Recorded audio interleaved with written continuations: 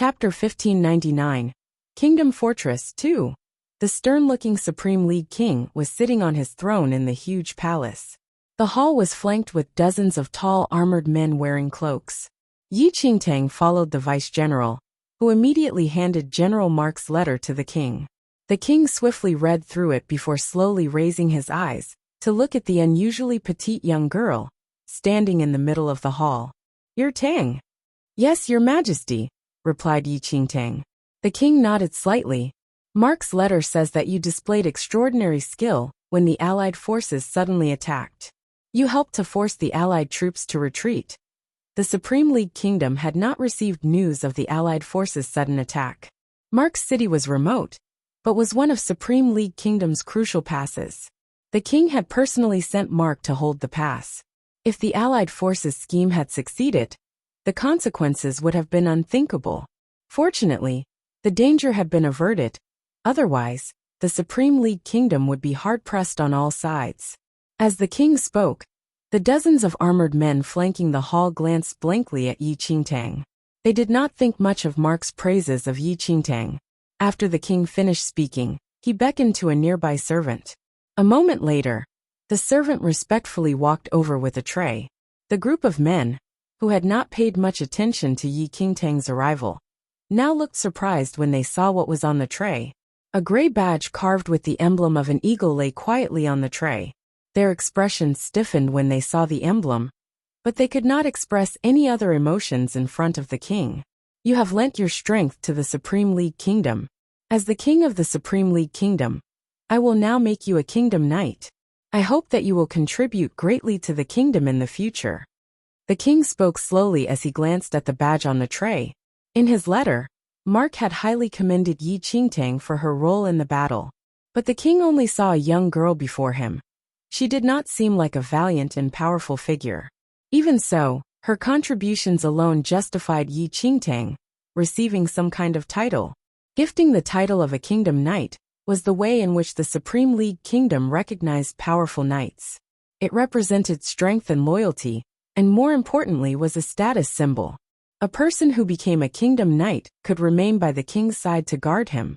A kingdom knight was the highest status symbol among the knights. The eagle badge in the tray was the emblem of the kingdom knights. The dozens of armored men in the hall all wore identical eagle badges on their chests. It was an honor they were proud of. Yet now the king was giving it to this skinny young girl. The moment the king presented her with the badge, the faces of the kingdom knights contorted. Kingdom knight. Yi Qingtang was not familiar with this world's terms. However, as long as she was allowed to participate in battles, she was happy to accept it. "Thank you, your majesty." Yi Qingtang bowed slowly. The king nodded, satisfied. The Supreme League Kingdom was currently in a precarious situation. They needed powerful figures who could boost morale. Chapter 1600. Kingdom Fortress 3. The king was not concerned about Yi Qingtang's abilities. He gave her the title of Kingdom Knight firstly, because she had made a contribution to the war, and secondly to motivate other warriors in the kingdom. This signaled to them that if they were willing to contribute their strength to the kingdom would reward their loyalty. The king gestured for Yi Qingtang to pin the Kingdom Knight badge on herself. When she pinned on the badge, her keen senses perceived the unhappy looks from the other Kingdom Knights. "All right, you may leave. If you need anything, you can discuss it with the others." After the king finished dealing with this matter, his focus returned to the battlefield before him. Yi Qingtang and the vice-general exited the hall. The other Kingdom Knights also left the hall. "Knight Tang, General Mark would be delighted to know that you've become a Kingdom Knight," the vice-general said to Yi Qingtang with a smile. Yi Qingtang laughed. "It's all thanks to General Mark that I had an opportunity to serve the kingdom." The vice-general was about to say something when a slightly mocking voice suddenly rang in their ears. "Serve the kingdom? Knight Tang says it so casually." The voice was now clearly dripping with sarcasm. Yi Qingtang raised her head slightly and saw that the Kingdom Knights who were in the hall earlier were now blocking their way. Each one of the dozen knights was tall and imposing. Under the weight of their armor, they looked even more impressive. Compared to their tall physiques, the petite Yi Qingtang looked to be no more than a teenager. She did not even come up to their chests. Knight Tang, how old are you? 14? A golden-haired, blue-eyed kingdom knight dismissively gave her the once-over. His eyes were filled with disdain. Looking at your size, I bet you can't even handle a sword. How can you speak of serving the kingdom on the battlefield? Please, your words are too harsh. A brown-haired rider shook his head in disagreement. Tang is still young. How can she enter the battlefield? She can remain in the fortress with the cooks to prepare our meals, so that we have more strength to kill on the battlefield. Isn't that also a way of serving the kingdom? The brown-haired knight seemed to be speaking up for Yi Qingtang, but his words were even more jarring. When they were in the hall just now, they were incredulous when they saw the king making Yi Qingtang a kingdom knight. Did people know what a kingdom knight was? It was the ultimate symbol of knighthood. These men who had become kingdom knights were proud of their titles. They were an example to all knights. They had absolute power. They had acquired the much-coveted title of kingdom knight after loyally serving the kingdom for many years, battling enemies with all their might, and making numerous contributions. But now, this weak young girl had actually acquired the same title. This was a huge insult to them. Yi Qingtang's existence besmirched the title of kingdom knight. Yi Qingtang looked expressionlessly at the kingdom knights, whose eyes were filled with hostility. She could clearly sense the displeasure radiating from them. This sensation was already present in the hall. 1601 Kingdom Knights. 1. The vice-general was displeased when he heard the kingdom knights mocking her. However, with his lowly status, he could not quarrel with the kingdom knights, so he had no choice but to respond humbly. Say, Toby, don't you think she looks rather weird? She doesn't look like us, and has black hair and those black eyes. Why do I feel she looks like the black witches in stories? Another kingdom knight said jeeringly as he sized up Yi Qingtang. If she's really a black witch, then she might be useful. But not every black-haired and dark-eyed girl is a black witch. As far as I know, black witches are all very tall, not like this short and skinny fellow, Toby said mockingly. When the king was talking to Yi Qingtang in the Great Hall, they had heard some of what Yi Qingtang had done in the border town. However, they felt that she had not done anything to deserve such a great reward. Yi Qingtang being made a kingdom knight would lower the status of the kingdom knights in the hearts of the people.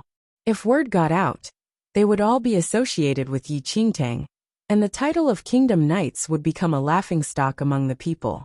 At that moment, the bugle call signaling a battle suddenly sounded.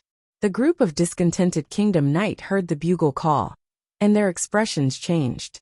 They immediately put on their helmets and dashed towards the battlefield. Yi Qingtang was about to follow them, but before she had advanced a few steps, the brown-haired knight blocked her way. You have no right to enter the battlefield if you do not receive an appointment from the king. Yi Qingtang frowned slightly. The knight laughed coldly. There's no need to pretend to be brave. You must be inwardly rejoicing that you don't need to enter the blood-soaked battlefield. You should be happily hiding under your blankets and laughing to yourself. Be a good girl, and go prepare some food for us. Leave the battle to the real knights on the battlefield. It's not a place for a little girl like you to play house. I guess if she really entered the battlefield, she'd be so frightened she'd burst into tears. The knights roared with laughter as they left. They made no attempt to hide their disdain for Yi Qingtang. Yi Qingtang remained in the same spot. She coldly watched the knights stride away. The vice-general, who was watching from the sidelines, was very worried. He anxiously watched Yi Qingtang's profile, and was afraid that she would be offended by the snide remarks. Yi Qingtang had just been made a kingdom knight, but these kingdom knights had been fighting for many years, and were extremely skilled. The vice-general felt that if Yi Qingtang had any disagreement with them, she would probably be at a severe disadvantage. Knight Tang? The vice-general asked tentatively. Yi Qingtang calmly looked at him and said, I cannot enter the battlefield without the king's order. Yes, the vice-general nodded. But the explosion of rage that the vice-general anticipated never appeared. Yi Qingtang had noted the direction of the fortress exit, and now, she turned and walked towards it by herself. The vice-general was stunned when he saw that Yi Qingtang was not angry. He immediately followed her. Fuck, those people are really annoying. The little white tiger, who was cuddled in Yi Qingtang's arms, could not help but mutter. Ignore them, Yi Qingtang said calmly. She was here to complete the mission that the god of nature had given to her, not to bluster and swagger around with the others. If they could make her angry with just a few words, then the 300 years she lived in her past life were all in vain. Chapter 1602 Kingdom Knights 2 Also, the god of nature was floating behind her. He had stopped Yi Qingtang when she was about to strike the Supreme League Kingdom people in that city. If Yi Qingtang guessed correctly, the god of nature did not approve of her attacking the people in this kingdom. She did not want to fail her mission because of a few inconsequential people. The spirit energy in this world was not very rich. If Yi Qingtang cultivated here, it would not have any great effect. Her cultivation speed would be about the same as that in the Gong Valley of Taiyuan Valley, but a little slower. What Yi Qingtang really wanted was to exchange the points gained in the one-star constellation for a reward that could increase her powers. Yi Qingtang did not waste any time. After returning to her room, she immediately sat cross-legged to cultivate. She would grasp every single chance to improve her abilities. The roaring sounds from the battlefield were carried by the wind into the fortress. As the minutes ticked by, Yi Qingtang sensed the energy in her body changing. Although the change was slow, it was a unique sensation. Yi Qingtang vaguely sensed that in the world of constellations, not only could she use the spirit energy in the various worlds to speed up her cultivation, but the energy in her body seemed to become richer while she was cultivating. Although it was not a tremendous change, it caused a continuous qualitative transformation. If the qualitative transformation of the energy in her body reached a certain stage, even if she was only at the first heaven of the heavenly venerate realm, she could easily beat opponents who were in a higher cultivation realm. Yi Qingtang herself was unsure when this qualitative transformation would reach that stage. Day sank into night. The intense battle only ended late at night. The soldiers who had fought hard to press back the enemy now returned to the fortress. The Kingdom Knights who had been fighting hard all day also returned. After a day of intense battle, they were even more irritated with Yi Qingtang, who had somehow become a Kingdom Knight for no reason. Their titles were hard-won, obtained by fighting one battle after another. But it was different for her. In the following days, the allied forces attacked continually. As one battle followed another, the king seemed to have completely forgotten about Yi Qingtang's existence.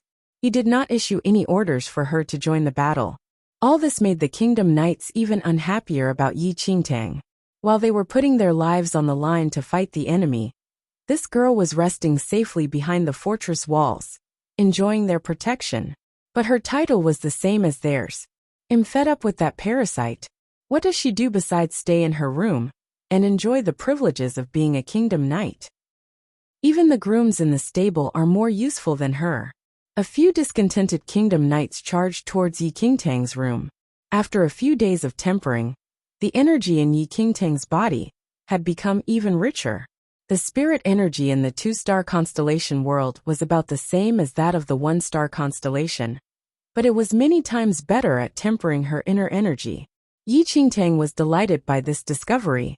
Before Yi Qingtang could calm down from this discovery, someone violently kicked her room door open.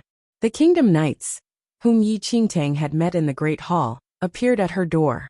The few who had mocked her were all present. At that moment, their eyes were filled with undisguised hatred. Chapter 1603 Kingdom Knights 3. Tang, you really know how to enjoy yourself, huh? Do you feel safe hiding here? The blonde knight Toby looked mockingly at Yi Qingtang, who was in her room. Get out, Yi Qingtang said expressionlessly. She could ignore their ignorant jabs, but she did not like others invading her personal space. Ah, the little lamb has a temper? Toby laughed coldly. He completely ignored Yi Qingtang's order. Tang, since you are now a Kingdom Knight, shouldn't you participate in the Kingdom Knight's training? Another Kingdom Knight was up to no good. Yi Qingtang stood up. Where? What? Toby and the others evidently did not understand Yi Qingtang's words. Where is the training? Asked Yi Qingtang. Although Yi Qingtang had been cultivating for the past few days, she had asked the Vice General to petition the king to allow her to join in the battle as soon as possible. However, the king seemed to be ignoring her petition. Yi Qingtang did not know what else to do, so she intended to have a good talk with the king about participating in the battle after she finished cultivating. But this group of arrogant kingdom knights had come knocking again. The god of nature had said that she must not casually hurt the citizens of the Supreme League Kingdom, but if she was sparring during a training session, it should not be an issue. For the past few days, they had often sought her out to make trouble. Besides mocking and disparaging her, they had crossed the line by barging into her room today. Yi Qingtang was good-tempered, but she would not permit them to act like that. Toby and the others immediately understood Yi Qingtang's meaning. They exchanged glances and saw scheming looks in each other's eyes. Because they were all kingdom knights, they could not find any excuse to teach this parasite a lesson. Now she had stupidly given them an opening. They must allow her to fully experience the power of a kingdom knight. With that, Toby and the others immediately led Yi Qingtang to the court where the kingdom knights usually trained. Many kingdom knights were already training in the court. The sounds of slaughtering and the clash of weapons could be heard continually. When Yi Qingtang entered the court, the kingdom knights who were in the middle of their training simultaneously fixed their gaze on her. Their hands stopped moving. "Why is she here?" someone asked with a frown. Yi Qingtang had been in the fortress for many days, but she could not fight without the king's orders. This had made them even more disgruntled. They had never seen Yi Qingtang's shadow cross the court. She had not trained at all. Who knows? Perhaps Toby and the others brought her here. That fellow Toby has brains. I have a bone to pick with this Tang fellow. Does she really think that she's here in the fortress to enjoy herself like some lord's daughter? She doesn't even come for training. How can someone like her be fit to be a kingdom knight? What's she doing here? Embarrassing herself? Do you think she can even pick up a weapon with her little arms and legs? A kingdom knight coldly glanced at the weapons on display. As kingdom knights, they were much stronger than ordinary soldiers. All their weapons were forged by special craftsmen, and just those alone were several times heavier than what ordinary people would use. Chapter 1604. Parasite 1. Toby and the others led Yi Qingtang to the square. Shooting a knowing look to his friends nearby, he subsequently turned to look at Yi Qingtang and spoke. "This is our training grounds." Just as Yi Qingtang looked up, a bolt of light suddenly shot toward her. With a clang, an arrow narrowly grazed past Yi Qingtang's cheek and stuck into a pillar behind her. "Ah, sorry, you're too small. I didn't see you just now. I'm really sorry." A tall and well-built male, who wielded a bow, seemed to be apologetic toward Yi Qingtang. Although he seemed to be apologizing, there was absolutely no sign of remorse or regret. Instead, his face was full of smiles. "Did you see that? That parasite is stunned. She's not even moving an inch. That was really nasty of Joseph. But I like it. Ha ha ha." All the kingdom knights guffawed at the scene before them, clearly treating Yi Qingtang as a clown they could make fun of. Toby added on as well. "Everyone is focused on their training in the training grounds.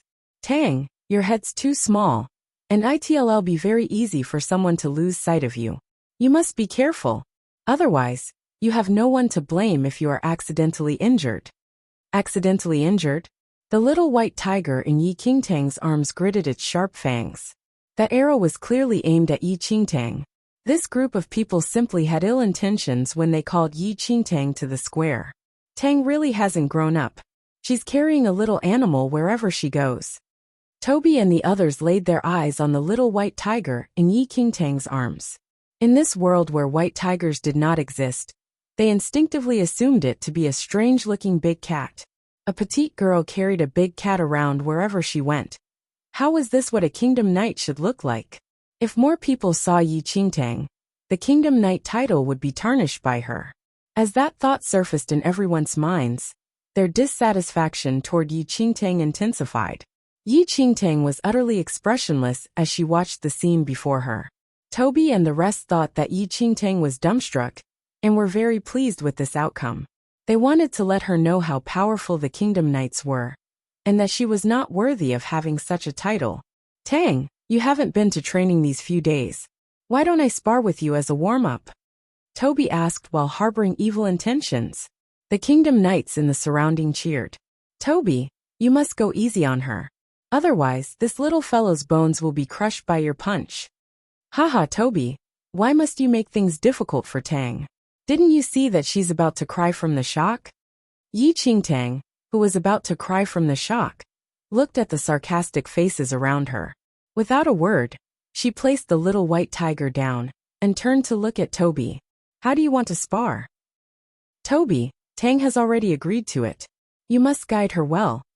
Everyone erupted into laughter as in their eyes. Yi Qingtang was just courting death. They could make use of this opportunity to teach this parasite a lesson.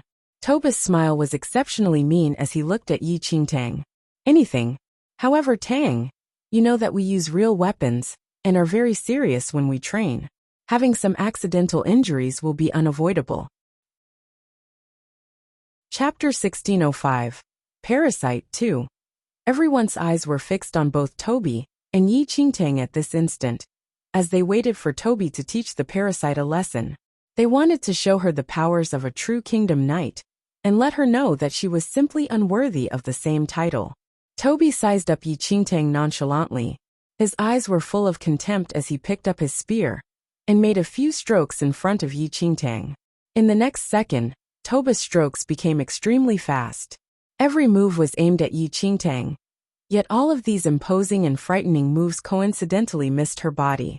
Even if one was not pierced by it, the sight of a spear striking at someone numerous times was already terrifying enough.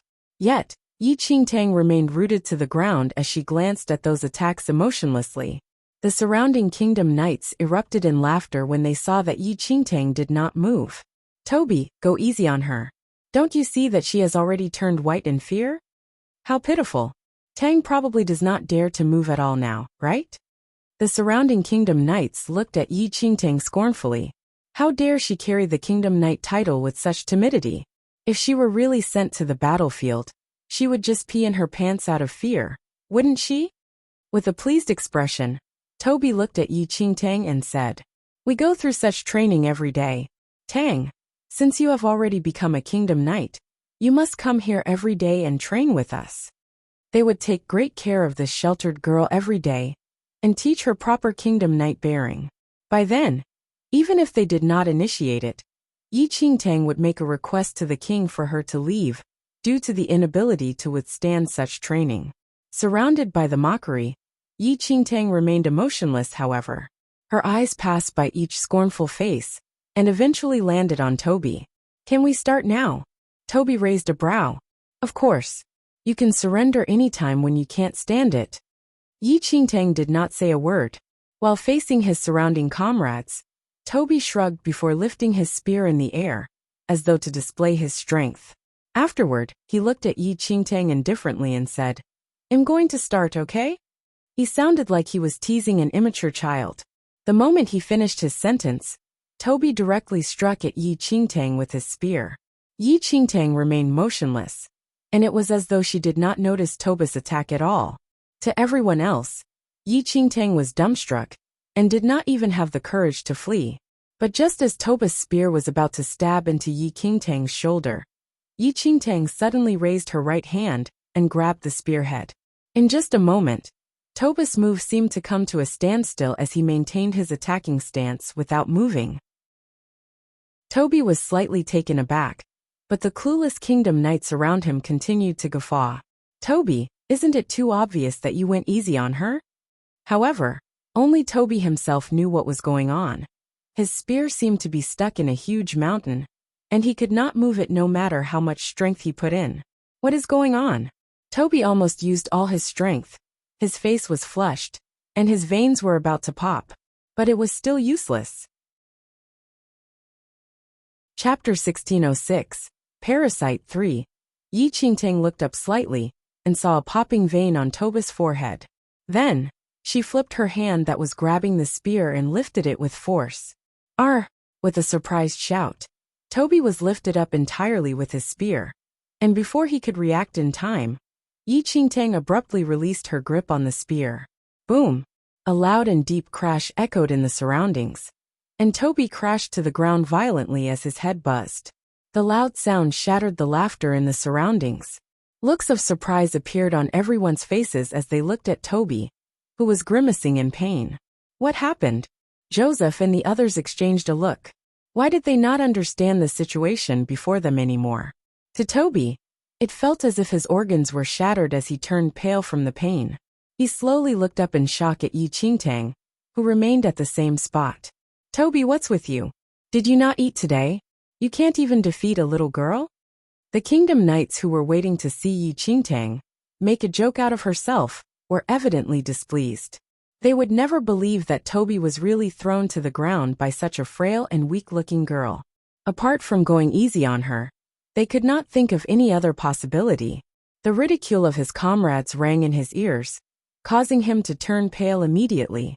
Suddenly, he stood up and forcefully swung his fist toward Yi Qingtang's head with a growl. Damn it! How dare this parasite embarrass me in front of everyone? Yi Qingtang did not avoid Toba's punch, and instead met his fist straight on with hers. The instant the two fists collided, Toba's face distorted in pain. There was a sharp and crisp sound as a large force sent Toby flying away. Ah! Toby grabbed onto his fist as he retreated a distance. Dripping in cold sweat, his distorted palm hung beside his body, and it was evident that his bones were crushed. However, Yi Qingtang's fist seemed completely unharmed, fair, clean, and perfect as before. Everyone at the scene was stunned. If they felt that the previous scene happened because Toby went easy on her, then now, with both fists meeting each other, Toba's fist was fractured from the impact, while Yi Qingtang's was completely intact. This, my hand. Ah. Clutching his distorted hand, Toby was drenched in cold sweat from the excruciating pain, which almost drove him berserk. Joseph and the rest returned to their senses from Toba's cries, and two kingdom knights hurriedly brought the injured Toby to receive medical attention. Tang, you were too ruthless. Do you want to kill Toby? The kingdom knights immediately berated Yi Qingtang loudly when they saw their longtime comrade injured. Toby practiced with you out of kindness, but you were evil enough to attack him so fiercely. Yi Qingtang glanced at the kingdom knights and felt that they were more than ridiculous. They acknowledged Toby and felt that she was at fault for injuring Toby, but if the injured one was her, they probably would humiliate and ridicule her endlessly.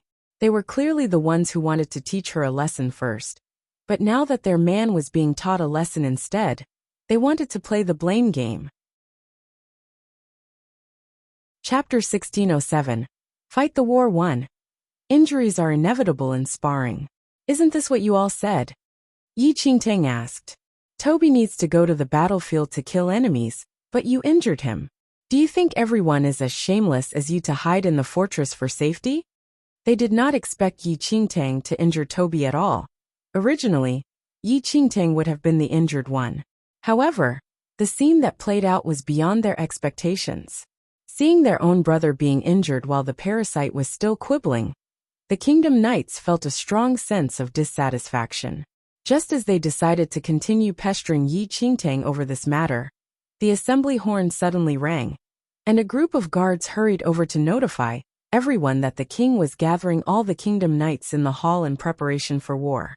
Since the king's orders could not be defied, everyone immediately suppressed their anger and hurried to the main hall. Yi Qingtang carried the little white tiger and followed as well. What the fuck?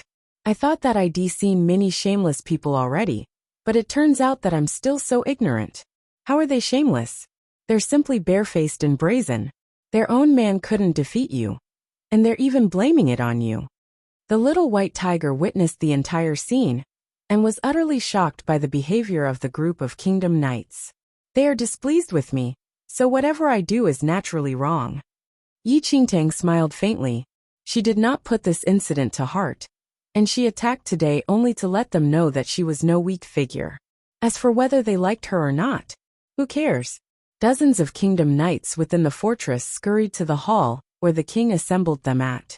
The king's brows were tightly locked together as he looked gravely at the sand table before him.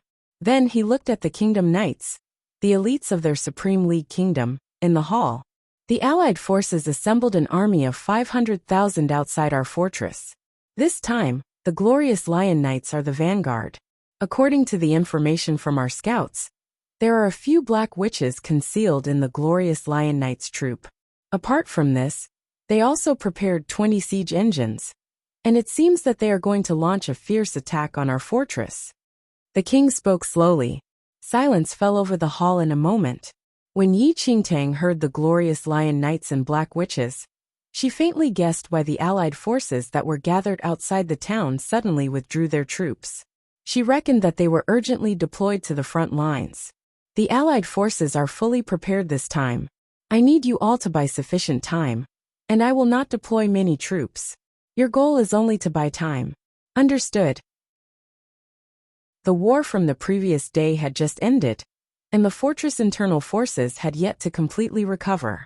They must buy enough time and wait for reinforcements to arrive. Is any one of you confident to lead the troops to an enemy retreat? The king scanned the knights at the scene. A few kingdom knights were about to reply, but Joseph suddenly shot them a look before stepping forward. Your Majesty, I have a suitable candidate. Who? The king said. Knight Tang, Joseph said emotionlessly, but he discreetly glanced at Yi Qingtang, who was at the back of the crowd. Chapter 1608. Fight the War, too. The king was dumbfounded for a moment, but he recalled the new kingdom knight he conferred some time ago. The reason he granted Yi Qingtang the kingdom knight title was not because he acknowledged Yi Qingtang's skills, but to boost the army morale. Yet, Joseph suddenly suggested letting Yi Qingtang fight the war and lead the army, and this caused the emperor to frown slightly. Joseph and the others had been dissatisfied with Yi Qingtang for a long time, adding the fact that she just injured their fellow brother Toby. Right now, they could not wait to send Yi Qingtang onto a battlefield with thousands of enemy forces and let her fend for herself. If the king required them to win against the allied forces, they would not joke about such a matter. But if it was only to buy time, there was nothing wrong with sending Yi Qingtang. Wasn't the so-called buying time just using lives to exchange for time? If the outcome was death, of course, the most suitable choice was to sacrifice the most useless parasite. The king hesitated as well. He currently needed some way to endure the first wave of attack, and they would only fight it out with the allied forces after the reinforcements arrived and joined in the war a while later. Your Majesty, we just sparred with Yi Qingtang on the field earlier on, and Tang is very skilled. I believe she came to the fortress and became a kingdom knight to attain glory for the kingdom. Your Majesty, why don't you give Tang a chance and let her display her ambition? In order to screw Yi Qingtang badly, Joseph recommended her strongly without scruples of going against his heart to praise her skills. The other kingdom knights shared the same thoughts and agreed that Yi Qingtang was the most suitable candidate for this war without Joseph having to tell them anything. The little white tiger made a gagging action when it heard this group of people echoing off each other. They're really going all out to screw you this time. Yi Qingtang did not utter a word. After remaining silent for a while, the king suddenly said, Tang, are you confident you can fight this war? Everyone at the scene was very clear that buying time was basically throwing one's life away. In order to retain their strength, it was impossible to deploy too many forces, as the king naturally also wished to retain his elite forces. The moment the king spoke, everyone's eyes landed on Yi Qingtang, and Joseph and the others looked at her in a satirical manner. Yi Qingtang walked forward slowly under everyone's watch. Your Majesty, I am willing to fight the war. Smiles filled Joseph's eyes instantly. Very well. The king nodded in satisfaction, and immediately deployed 10,000 soldiers to fight along Yi Qingtang. Yi Qingtang received the order and made the necessary preparations at once. Meanwhile, Joseph and the rest left the hall in smiles as they looked at Yi Qingtang like she was a dead person. She's so bold to accept it. Is she really treating fighting a war as playing house? She has not even been on a battlefield before. What does she know? Over the past few days, she hid behind us and enjoyed herself for a long time. It's time for her to know the cruelty of war. 10,000 against 500,000. I think her entire corpse won't even be found. Who cares how she dies? Just a while longer, and the reinforcements will arrive. By then we will lead the troops and fight our way out. The kingdom knight chatted and roared with laughter. In their eyes, Yi Qingtang was just an ignorant fool, and leaving the city to fight the war now was just welcoming death. Chapter 1609. Fight the War 3. All of them were looking forward to the disappearance of this parasite. However, they did not know that what they did was far from throwing Yi Qingtang into a pit of fire. Rather, they were providing her some timely help. During this period of time, Yi Qingtang had been troubling over the absence of a chance to go to war. But these knights joined forces to solve her troubles. Ultimately, Yi Qingtang really wanted to thank their kindness. Yi Qingtang headed to prepare immediately after receiving the orders, while the 10,000 soldiers who were called to fight the war, as though they heard the death knell, had haggard expressions and seemed to be filled with despair. Any soldier who had fought in a war before knew what kind of hopeless situation they were going to face should they fight with such a disparity in numbers. Furthermore, when they saw that their leading kingdom knight was actually a petite teenage girl, their despair intensified, and they almost broke down. The powerful Joseph and other knights were not even fighting this war. Yet a little kingdom knight, who God knows popped out from where, was sent instead. If this was not sending them to die, what was? The war had not even begun, but the 10,000 soldiers of the Supreme League Kingdom already had a hunch of their deaths, and were vaguely aware that they would become sacrifices in the kingdom's war. How old is that whatever Knight Tang? Does she know what a war is? Oh God! We are really going to die this time. The soldiers grieved incessantly, yet Yi Qingtang, who got onto a horse, was completely unaware, and her eyes shone as though she was looking forward to it greatly. Her behavior caused the soldiers to sigh even more deeply. Indeed, she knew nothing. Otherwise, how could she be this relaxed in the face of such a hopeless situation? 1,000 meters away from the kingdom's fortress, the Allied forces' army of 500,000 was waiting to take action with their accumulated strength. Before the fortress gate was opened, the cheers of the Allied forces outside rang loudly like roaring thunder, sending chills down the spines of the 10,000 soldiers, who could not even hold their weapons without trembling. Joseph and the rest had already stood at the city wall of the fortress a long time ago, and they were alarmed by the sight of the 500,000 soldiers. That is the war flag of the glorious Lion Knights. Joseph frowned instinctively when he saw a war flag of a fierce lion in the enemy troops. There's going to be a good show. With the glorious Lion Knights in the war, Tang probably will not even last an hour with those 10,000 soldiers, said another kingdom knight. His Majesty has already made backup plans. If there isn't enough time, another troop will replace them, Joseph said. Evidently, no one treated the troop of 10,000 soldiers seriously, and they all the more did not treat Yi Qingtang seriously either.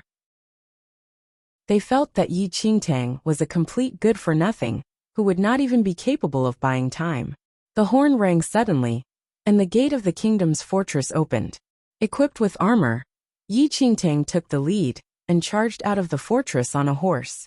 Meanwhile, the 10,000 soldiers behind her felt their legs wobble, as fear engulfed them instantly, after seeing the Allied forces' 500,000 men troop. This was it. They were really dead this time. Such few of them were not even enough to be an appetizer for the Allied forces. A 50 times difference in military strength? Apart from God, who else could win such a war? After the 10,000 people exited the fortress, the gate was shut instantly, completely crushing their last hope of escaping.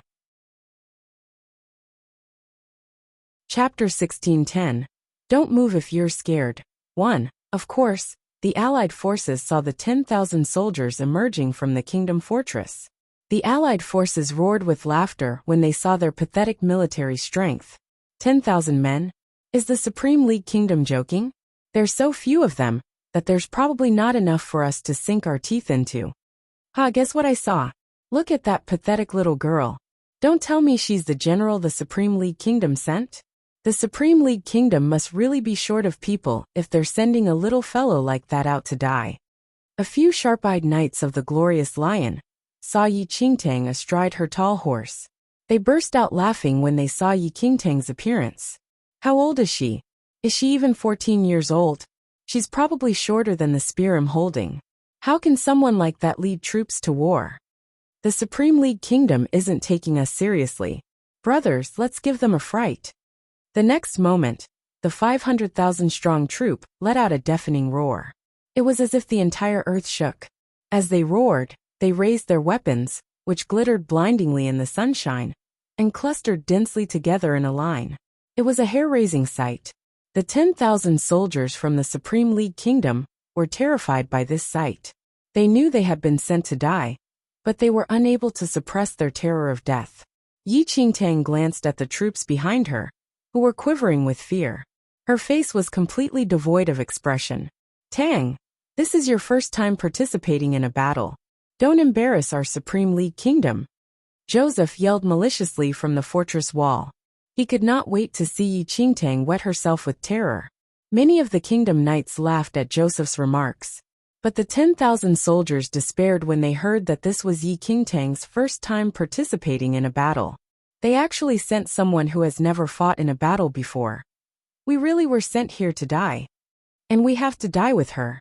The soldiers, who initially still had some fighting spirit, completely lost their morale when they learned that their leader had not even participated in a battle before. This proved that they had been sent here to die. Yi Qingtang ignored the jeers. She turned her head slightly and looked at her despondent soldiers. "Are you scared?" The soldiers that were prepared to die had no respect for Yi Qingtang. Anyway, they were doomed. Who cared if she was a kingdom knight or not? Who wouldn't be scared? It's 10,000 against 50,000. How can we win? We've been sent here to die. "Sir Knight, you're so powerful. Why don't you advance?" They all sneered. Yi Qingtang's lips slowly curved in a smile. "If you're scared, just stay here and don't move." The soldiers were bewildered by Yi Qingtang's words. They wondered if this Knight Tang was crazy. "She will allow us to stay here without moving? Stay here and wait to be captured and killed?" But before the soldiers could react, Yi Qingtang suddenly spurred her horse forward and charged towards the allied forces by herself. The soldiers were all astonished. Is this Knight Tang an idiot? What is she thinking? Is she in a hurry to die? At that moment, all the Supreme League Kingdom soldiers were shocked. When the allied forces saw Yi Qingtang charging at them single-handedly, they were startled, and then burst into uproarious laughter. Chapter 16:11. Don't move if you're scared too. What the hell is the Supreme League Kingdom doing? Sending this little devil out to die? Could they be surrendering? The allied forces roared with laughter. They found the scene before them hilarious. The Knights of the Glorious Lion swept a patronizing look at Yi Qingtang. They crossed their arms and said to the troop next to them, "Don't waste time. Kill her." No matter what the Supreme League Kingdom had up its sleeve, they had no time to waste on this girl. Their goal was to capture the Supreme League Kingdom's fortress. With that, 100 allied soldiers rode out, yelling as they charged at Yi Qingtang. They carried long spears and spurred their horses as they galloped forward swiftly.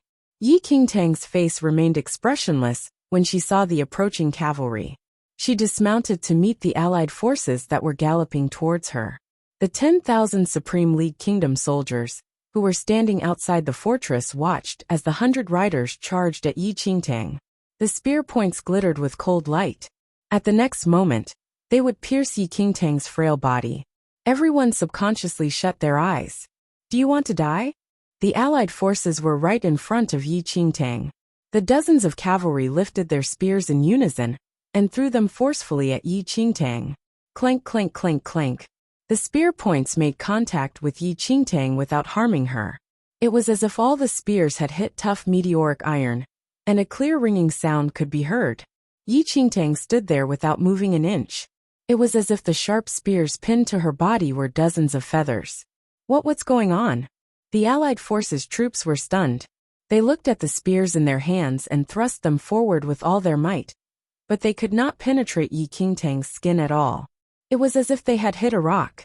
At that moment, even the Supreme League Kingdom soldiers, who could not bear to watch what would have been a gruesome death, were completely shocked, not to mention the allied forces. They saw dozens of spears thrust at Yi Qingtang. Yet why? Did Yi Qingtang seem completely unharmed? On the city wall, Joseph and the other kingdom knight were also shaken by this sight. Is Tang wearing armor? Nonsense. What kind of armor can withstand the spears of the Glorious Lion Knights? The spears of the Glorious Lion Knights were all specially forged. It was no exaggeration to say that they could cut through metal like paper. They could even easily cut through a thick steel plate. Could this Yi Qingtang's body be harder than a steel plate? While everyone was in a state of shock, Yi Qingtang calmly glanced at the dozens of spearheads pressing against her. The next moment, she suddenly lifted her hand and swept at the spears. A metallic explosion instantly rang out. The specially forged spears all broke and clattered to the ground as she waved her sleeve. Before the allied forces could recover their wits, Yi Qingtang had already strode forward. Her slender hands batted at an allied soldier in the front, as if shooing a fly away. Ah! The moment Yi Qingtang's hands swept past, a wail rang out. Yi Qingtang had sent the allied soldier and his horse flying. The other allied soldiers had no time to react before Yi Qingtang slowly walked over to them. As her slender arm rose and fell, all the surrounding allied soldiers and their horses were sent flying. Chapter 16:12. Don't move if you're scared. 3. For a moment, the screams of the horses and the wails of the allied soldiers filled the area. They could see allied soldiers being tossed into the air, while the war horses they rode were also flung screaming into the air. Yi Qingtang seemed to move slowly, but by the time the allied forces wanted to act, it was too late. They found themselves behind, flung skywards, even before they could prepare themselves to fight. Their faces behind their helmets were filled with surprise and terror. What kind of strength is that? Joseph, who was on the city wall, widened his eyes in disbelief. He had been fighting in the army for so many years, but this was his first time seeing such a simple and barbaric method of fighting. A single slap could send a fully armored glorious lion knight, and his steed flying skywards. Even the other kingdom knights had widened their eyes in disbelief, not to mention Joseph. It was as if they were seeing a ghost. One must know that Yi Qingtang was only a petite and frail young girl. If any one of them were put in the same situation, they were certainly not capable of doing the same. The hundreds of allied cavalry were like bales of hay being flung into the sky. When they fell to the ground, they could not move. Behind them, the allied soldiers had grim expressions. The commander looked livid, and it was as if he had eaten something ghastly. Who on earth is she? Why does she have this strange power? I don't know. She looks unfamiliar. I've never seen her before. The allied forces were completely bewildered. They had never met Yi Qingtang before, and thought that she had single-handedly charged forward to meet her death. But now it looked like she was a monster. The allied forces commander looked grim. He coldly shouted, "Don't waste time on her. The reinforcements from the Supreme League Kingdom will soon be here. We must attack the fortress before their reinforcements arrive. Archers, shoot.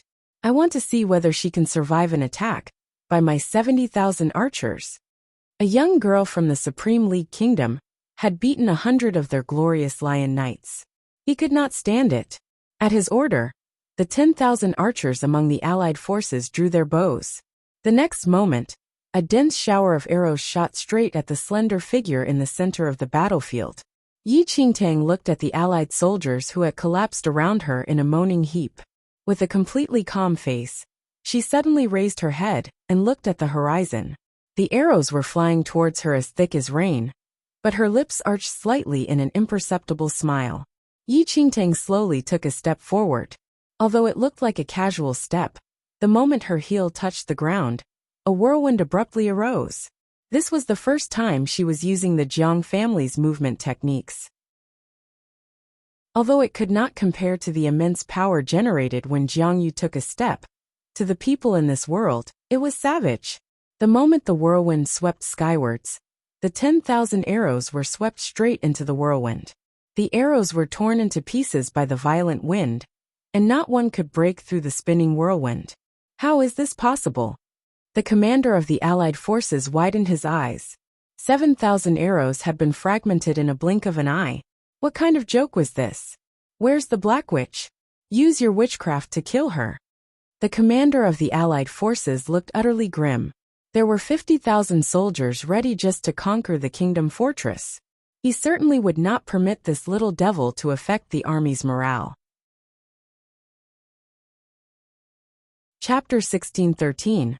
Monster 1. After the order was given, A dozen women in black cloaks emerged from among the troops. They were the black witches who had been gathered by the various countries. They possessed terrifying dark arts, and their sole role in this battle was to destroy the enemy. For a while, the black witches bowed their heads and chanted an incomprehensible incantation. Large patches of dark clouds slowly gathered in the sky above them. Thunder rumbled loudly, as if the earth and sky were about to split. Joseph and the others on the fortress wall saw the thunderclouds slowly gather. Then they looked at the black witches, who were chanting their spells. They could not help but hang grave expressions on their faces. The Allied forces have really mobilized the black witches. The black witches were an abomination. They obtained powerful dark arts from the devil in exchange for their souls. Once everyone had tried to destroy them, but now they were a trump card in the Allied forces' hands. Yi Qingtang, who was in the middle of the whirlwind, cocked her head on one side as she looked at the chanting black witches. What now? Yi Qingtang suddenly raised her head and saw the storm clouds that the black witches were gathering. A cold light flashed across her eyes, and she instantly exuded endless sheets of black flames. In the wild wind, the black flames flickered like demons, and the whirlwind spread them across the void. The black flames in the void instantly gathered to form a huge black phoenix, which spanned 100 meters. The call of the phoenix cut through the air. The chanting black witches raised their eyes in shock at the phoenix's call. When they looked at the phoenix made of black flames covering the sky, all of them looked terrified. The next moment, the black flame phoenix swooped down on the Allied forces' battle lines. As it dived, its huge body seemed to expand. Well, what is that? The commander of the Allied forces widened his eyes in disbelief. He looked at the black flame phoenix diving towards them. It seemed like a nightmare. It was like encountering a demon. An immortal bird? Is that an immortal bird? A black witch was so frightened when she saw the black flame phoenix rushing towards them that she forgot to chant. She wrapped her terrified and quivering body under her thick cloak. The legendary immortal bird burnt with unquenchable flames. Shoot that devilish thing down! The commander of the Allied forces shouted hoarsely. The numerous archers shot simultaneously, but the moment the arrows touched the phoenix, they formed sparks that fell straight onto the troops. Everyone who came into contact with the black flames was instantly engulfed by flames. No matter how they rolled or tried to beat it out, they could not extinguish the flames. The black flames spread swiftly like wildfire through the neatly arrayed rows of the 500,000-strong army. Wails rose and fell throughout the Allied camp. As the black flame phoenix dived downward and passed over the area, the entire place was burnt to ashes. At that moment, Joseph and the others who were standing on the city wall goggled at the sight. They stared open-mouthed as the huge black flame phoenix engulfed everything before them and opposite them. They broke into a cold sweat as they watched the scene unfold before their eyes. What on earth is that? What kind of monster has Yi Qingtang summoned?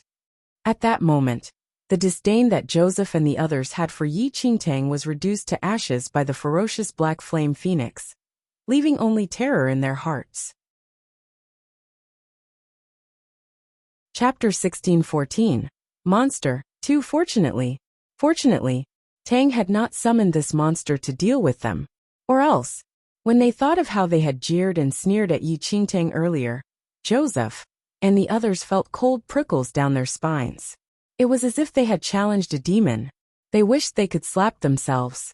Outside the fortress, the 10,000 demoralized soldiers, who were prepared to die, were also dumbfounded. They stared as the nearby enemy troops were swallowed by the black flames. They felt as though they were living in a dream. They could not stop rubbing their eyes in disbelief. Previously, they felt that His Majesty the King was forcing them to their doom by sending this young girl, who had never been on the battlefield. But they had not thought that. She was not a young girl. She was a monster. The 500,000-strong army was not even able to fight, and was simply engulfed by the black flames. Endless moans and screams filled their ears. It was spine-chilling. As the black flames spread, the 500,000-strong army, the glorious lions, and the black witches were all completely reduced to ashes. As the last wail disappeared in the black flames, Yi Qingtang crooked her finger. The black flame phoenix in the horizon, and the black flames that covered the ground were instantly drawn back into her fingertips by her power, vanishing without a trace. All that was left on the battlefield was a mountain of ashes. Not even bone fragments remained. The violent wind whooshed past, and the ashes were caught up in the wind, scattering across the spacious battlefield. There were no bodies and no battle. There was no scent of blood. Only the stench of ashes was carried to their nostrils by the wind. On the battlefield, only a single proud figure was left standing in the wind. The Allied forces have been defeated. Have we won? We don't need to die anymore. Someone in the 10,000-strong troop suddenly grasped this crucial point. Amidst the shock, his despair gradually dissipated and was replaced by the wild joy of survival. We've won. Night Tang is awesome. Night Tang is awesome. The 10,000 soldiers who had managed to survive immediately cheered. They were not afraid to fight, but they did not want to be the sacrificial lambs in a doomed situation. If they could survive to fight another day, who would be willing to die? Waves of cheers filled the air. The soldiers who had survived rushed towards Yi Qingtang. In their eyes, she was a hero, and they celebrated by tossing her in the air. But after personally witnessing this young girl's power, their hearts were filled with respect and gratitude. When they recalled how they had reproached Yi Qingtang and mistrusted her, they were so ashamed that they wanted to dig a hole in the ground and burrow into it. I deserve to die. I actually doubted Night Tang's abilities. We were really too ignorant. How could His Majesty the King send us to die so easily? His Majesty must have been fully prepared when he appointed Night Tang to lead the troops. His Majesty the King is wise. Night Tang is awesome. What did they have to fear with a powerful kingdom knight like Yi Qingtang before them? So what if the opposing side had 50 times more soldiers? One must consider that in this battle, Yi Qingtang had single-handedly demolished the 500,000 soldiers of the Allied forces. That was a difference of 500,000 times. Joseph and the others who were on the city wall could not help but gulp when they saw the soldiers cheering for Yi Qingtang. Chapter 16:15. Monster 3. They had allowed Yi Qingtang to fight because they wanted to embarrass her and hoped she would die on the battlefield. But now, as they looked at the Allied forces that were reduced to a pile of ashes, all they could think of was how they could quickly think of a way to mend their relationship with Yi Qingtang. Otherwise, they might also become a heap of ashes. It was not just Joseph and the other Kingdom Knights who were thinking like that. Even the other Supreme League Kingdom soldiers who stood on the city wall to watch the battle were now in inward turmoil. When they saw the 500,000-strong Allied troops, they were prepared to defend the fortress to the death. But no one expected that the Allied forces would be completely exterminated without them even touching the fortress wall. As they looked at Yi Qingtang's figure, the morale of all the soldiers in the Supreme League Kingdom rose. She was so powerful, and she came from their country and was a kingdom knight. An unprecedented sense of security arose in their hearts. At the same time, a door at the other end of the fortress slowly opened. Tens of thousands of Supreme League Kingdom reinforcements had marched through the night to get to the fortress. The commander-in-chief immediately brought them to see the king. Your Majesty, the commander of the reinforcements bowed to the king. When the king saw the commander of the reinforcements, his eyes flickered. A hint of a smile appeared in his eyes, which had been looking grim for a long time. You're just in time. The 500,000 soldiers of the Allied forces are outside the fortress. I have already sent men to buy you some time. You must immediately prepare for battle. The king had felt anxious when he sent Yi Qingtang out to fight and buy time. He was worried that Yi Qingtang would die in battle before she had bought enough time, and that the Supreme League Kingdom's fortress would face a devastating blow before the reinforcements arrived. But now, there still was no news from the front that Yi Qingtang had lost the battle. This pleased the king, although he knew that Yi Qingtang and her group were doomed to die in this battle. As long as they could cause sufficient delay, and buy the reinforcements enough time, then they would have accomplished their mission perfectly. Of course, if they survived until the reinforcements joined them, the reinforcements might still be able to save some of them. If possible, the king did not wish to sacrifice his troops like that. However, the circumstances forced his hand. I will go and make preparations. What is the situation at the front? I need to know so I can better prepare for the battle, the commander of the reinforcements said. The king nodded and summoned a soldier to question him about the fighting at the front. Your Majesty, Knight Tang has achieved a complete victory. She is about to lead her troops back to the fortress. The soldier who arrived with the news looked delighted. What? The king, who was about to reorganize his troops and strike back at the allied forces, was stunned. Knight Tang achieved a complete victory? What do you mean by that? Knight Tang won. She defeated the allied forces, the soldier said. For the first time, the king felt as if he did not understand what he heard. The commander of the reinforcements was also bewildered. When he received the news, he knew that the kingdom fortress was in a precarious situation, which was why he had mustered his troops and hurried here as soon as possible. One must know that with the kingdom fortress' current military strength, they could not possibly hold out against the 500,000 soldiers of the allied forces. But now they had won.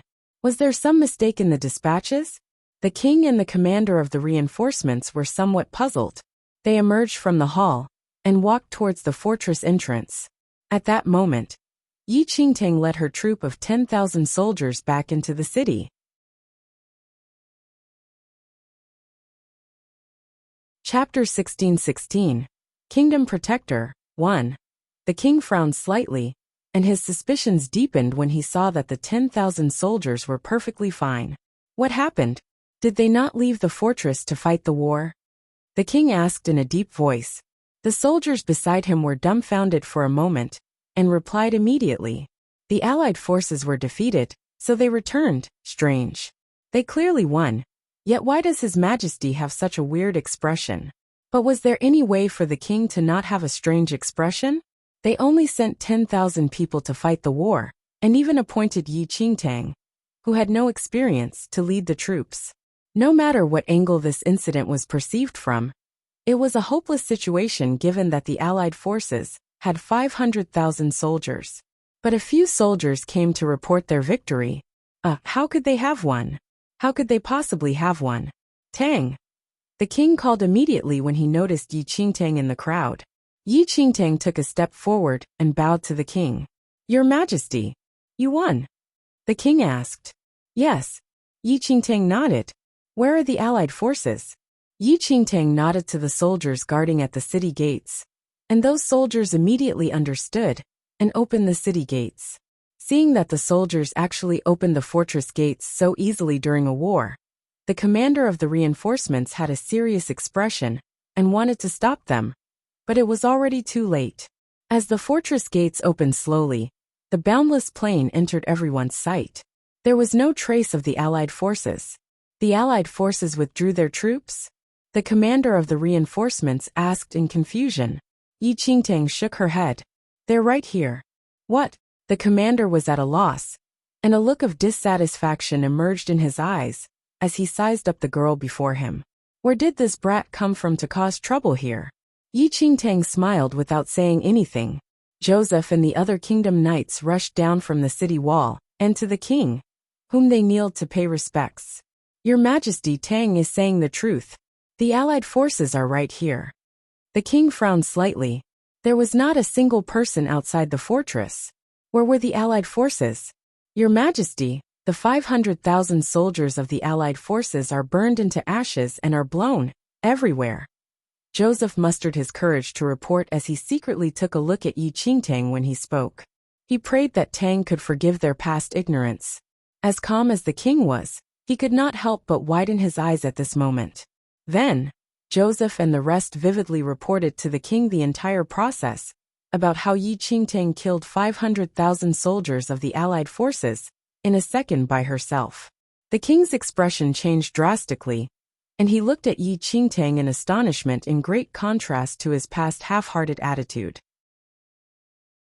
The commander of the reinforcements felt his eyes almost popping out. A single person annihilated 500,000 soldiers, including the glorious Lion Knight's trump card and numerous black witches? What kind of joke is this? The king and the others did not dare to believe it easily, but they had incredibly amusing expressions when they saw the ashes of the allied forces, which the soldiers brought back. 500,000 soldiers were really burned into a pile of ashes by Tang herself. Currently, the commander of the reinforcements no longer looked down on Yi Qingtang. He swallowed his saliva secretly as he looked at the petite girl and mumbled, "Your Majesty, could it be that she is the kingdom protector we have been waiting for years?" Chapter 16-17. Kingdom Protector 2. The commander of the reinforcements spoke very softly, so that only he and the king could hear. The king's expression changed. But before the king could take his next move, there was an uproar within the fortress. A group of prisoners of war from the Allied forces suddenly escaped from the fortress prison and were in a battle with the Supreme League Kingdom soldiers in the fortress. The king's expression darkened immediately, and he ordered people to suppress them. There were only about 100 prisoners of war, and they were subdued very quickly and were brought to the king. Under intense interrogation, the prisoners of war who escaped finally revealed the truth. The Allied forces planted spies in the kingdom's fortress and prepared to release all of them from the fortress prison when the 500,000 soldiers attacked, so as to coordinate a pincer attack and annihilate the entire Supreme League kingdom. These prisoners of war kneeling before the king were the first group of people who were released. Spies. The king's expression darkened to the extreme. Without any warning, he unsheathed the sword hung on the waist of the commander of reinforcements and chopped off the head of a prisoner. "Send my orders down. Kill all the prisoners of war in the fortress." There was no emotion in the king's voice, but what he said sent chills down everyone's spine. After such a long war, there were thousands of prisoners of war from the Allied forces, and they were all locked in the kingdom's fortress. It was a rule of this mainland to not kill any prisoners of war during a war. "Your Majesty, less than 1% of those prisoners of war know about this information. Many of them are innocent," a high-ranking military officer said as he could not bear to see such a sight. However, before he could finish his sentence, the sword in the king's hand slashed the officer's neck. Blood spouted everywhere like a fountain, and the military officers who still wanted to persuade the king immediately kept their mouths shut. Their king was never a compassionate ruler. He was a true cold-blooded emperor who resorted to any means in order to achieve his goal, and all lives were insignificant to him. Just like his ambition to annex the entire mainland, no one dared to question the king's orders anymore. Large groups of soldiers surged into the prison, and in no time, piercing shrieks echoed in the air. The smell of blood emanated from the prison, and it was so strong that it was nauseating. The cries of thousands of prisoners of war did not result in any sympathy nor remorse on the king's face. He simply tossed the sword to the commander of the reinforcements and turned to look at Yi Qingtang. "Tang, follow me to the hall." Yi Qingtang was emotionless as she looked at the king who killed thousands of people with just an order. Then, she moved her legs and headed to the main hall with the commander of the reinforcements. As the king looked at Yi Qingtang in the hall, a smile suddenly appeared on his gloomy face. "Kingdom Protector, I've been waiting for you for a long time." The king did not care about the deaths of thousands of people, and was more concerned about the Kingdom Protector. Among the various kingdoms, a powerful protector would always appear at a certain timing. It was said that those protectors were guided by the gods to protect the balance among the kingdoms. They possessed extraordinary abilities, and were collectively called the Kingdom Protector. Chapter 16-18. Kingdom Protector 3.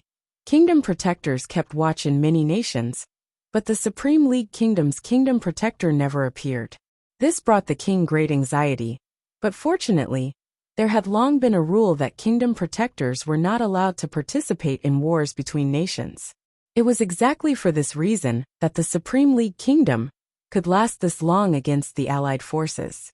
Otherwise, they simply had no hope of winning if the Kingdom Protectors of other kingdoms joined the war.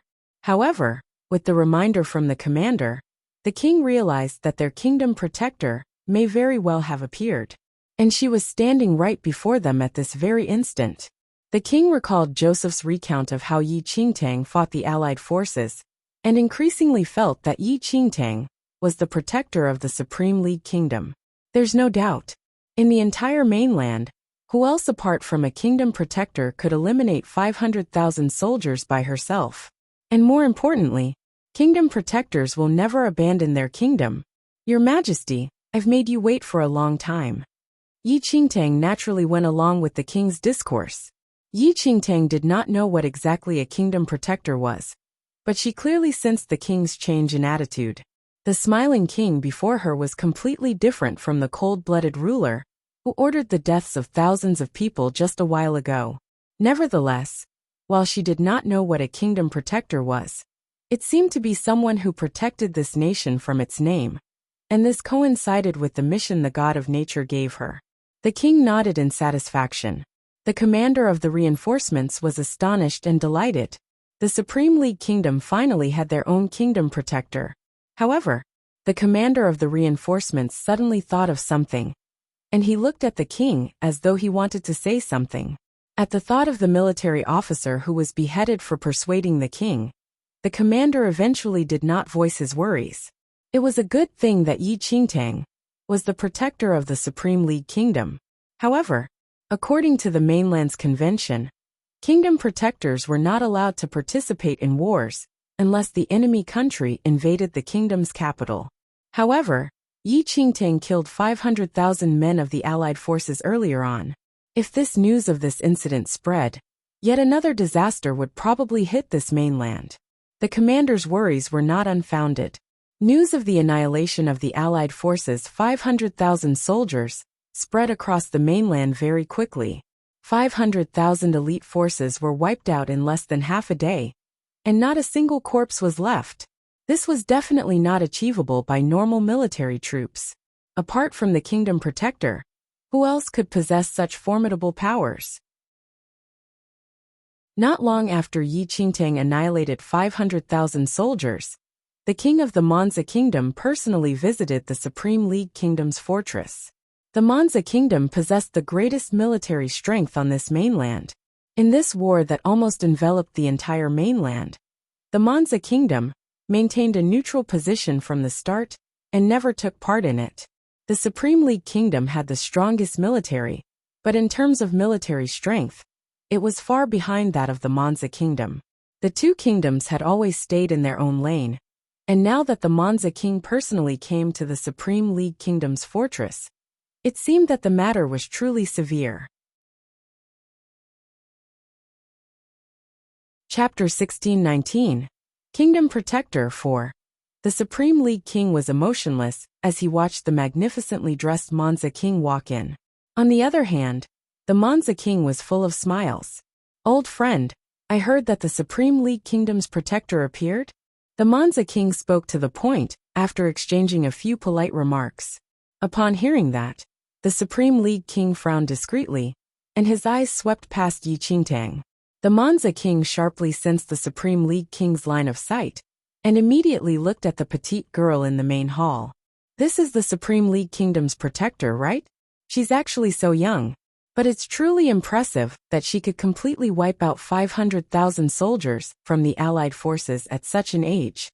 The Monza King did not conceal his praises for Yi Qingtang, and seemed to be very optimistic about her.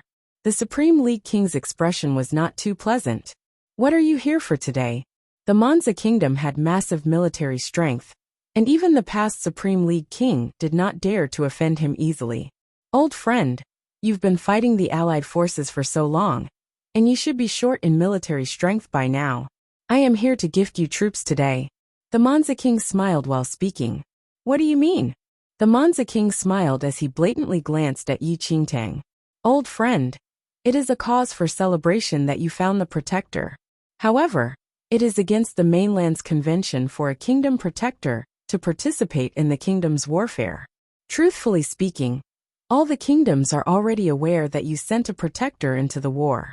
Those who were originally in a neutral position are very dissatisfied with you over it, and are prepared to join the Allied forces to punish you."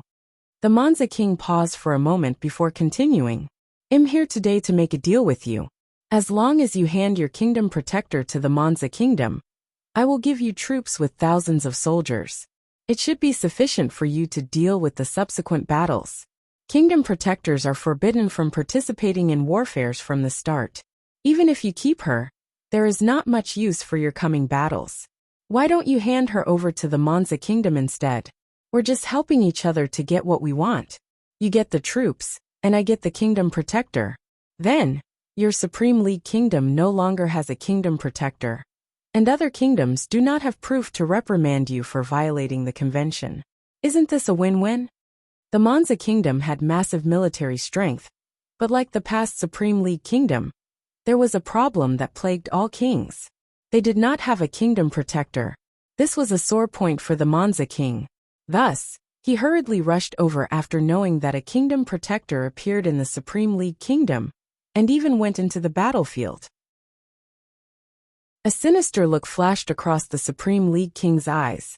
You want to have our kingdom protector? That's right. If you feel that 1 million soldiers are not enough, I can give you 2 million. The Monza king simply dropped a shocking number. 2 million? You're really generous. The Supreme League kingdom laughed. The Monza king's eyes glistened. Since you think that it's appropriate, it'll be fixed then. From now on, you are the Monza kingdom's protector. You're wrong, said the Supreme League king before lifting his chin slightly and sneering. Tang will always be the Supreme League kingdom's protector. I am not interested in your troop of 2 million soldiers. You can leave. Chapter 1620, Mission Countdown 1. What? The Monza king did not expect his attractive conditions to be rejected. You don't agree? Are you aware that you will really violate the mainland convention if you continue keeping her here? I'm doing this for the good of both our kingdoms. Please leave immediately. The Supreme League king ordered him to leave. The Monza king's face darkened completely. He shot the Supreme League king a furious look and scoffed before leaving the hall with his men. Once the Monza king left, the Supreme League king's expression turned for the better, and he looked toward Yi Qingtang. The mainland convention is always a cover for those cowards. How ridiculous is it to have a powerful protector and not send him or her to war because of a vague convention? Yi Qingtang smiled gently. Over the past few days, the king frequently summoned her to discuss the situation of the current war. And Yi Qingtang was very clear about the king's ambition of dominating the entire mainland. Restricting the Supreme League king with a mainland convention? What a joke! Would a person who dares to become enemies with the entire mainland be scared of such a lame thing? The king looked toward the sky outside the hall and placed his hands behind his back. Since a long time ago, I have already thought that I definitely would not care about the mainland convention if I have a kingdom protector. It's their idiocy and cowardice to not dare to let their kingdom protector participate in warfare. I will never be as incapable as them. Afterward, the king's eyes focused back on Yi Qingtang. Tang, are you willing to forget about the mainland convention and make the Supreme League kingdom the hegemon of this mainland with me? The king seemed to be inquiring, yet also testing Yi Qingtang. I am willing to serve you, your majesty. Yi Qingtang bowed slowly. The Supreme League king was not a hero, but he was a formidable character in troubled times. And her mission was to assist this formidable character to become the ruler of this mainland. The king laughed. He was extremely satisfied with Yi Qingtang's reply, and his trust in her increased a lot. Tang, are you confident you can deal with other protectors? Once Yi Qingtang participated in a war, the mainland convention on the protector restriction would be violated. The Supreme League king was sure that other kingdoms would definitely not sit and wait for death. Other kingdom protectors would participate in the upcoming battles. Yi Qingtang said, I will definitely present your majesty with the ruler position. The king was in a slight daze and subsequently laughed out. He felt assured after hearing Yi Qingtang's declaration. The Supreme League king's prediction was not unfounded. The kingdoms were not foolish. The Supreme League kingdom violated the mainland convention by sending a kingdom protector to participate in warfare. This was a clear challenge to the entire mainland. The Monza kingdom, which was previously embarrassed by the Supreme League kingdom, joined the Allied forces camp with its massive military force. The remaining few neutral kingdoms also joined in to punish the Supreme League Kingdom.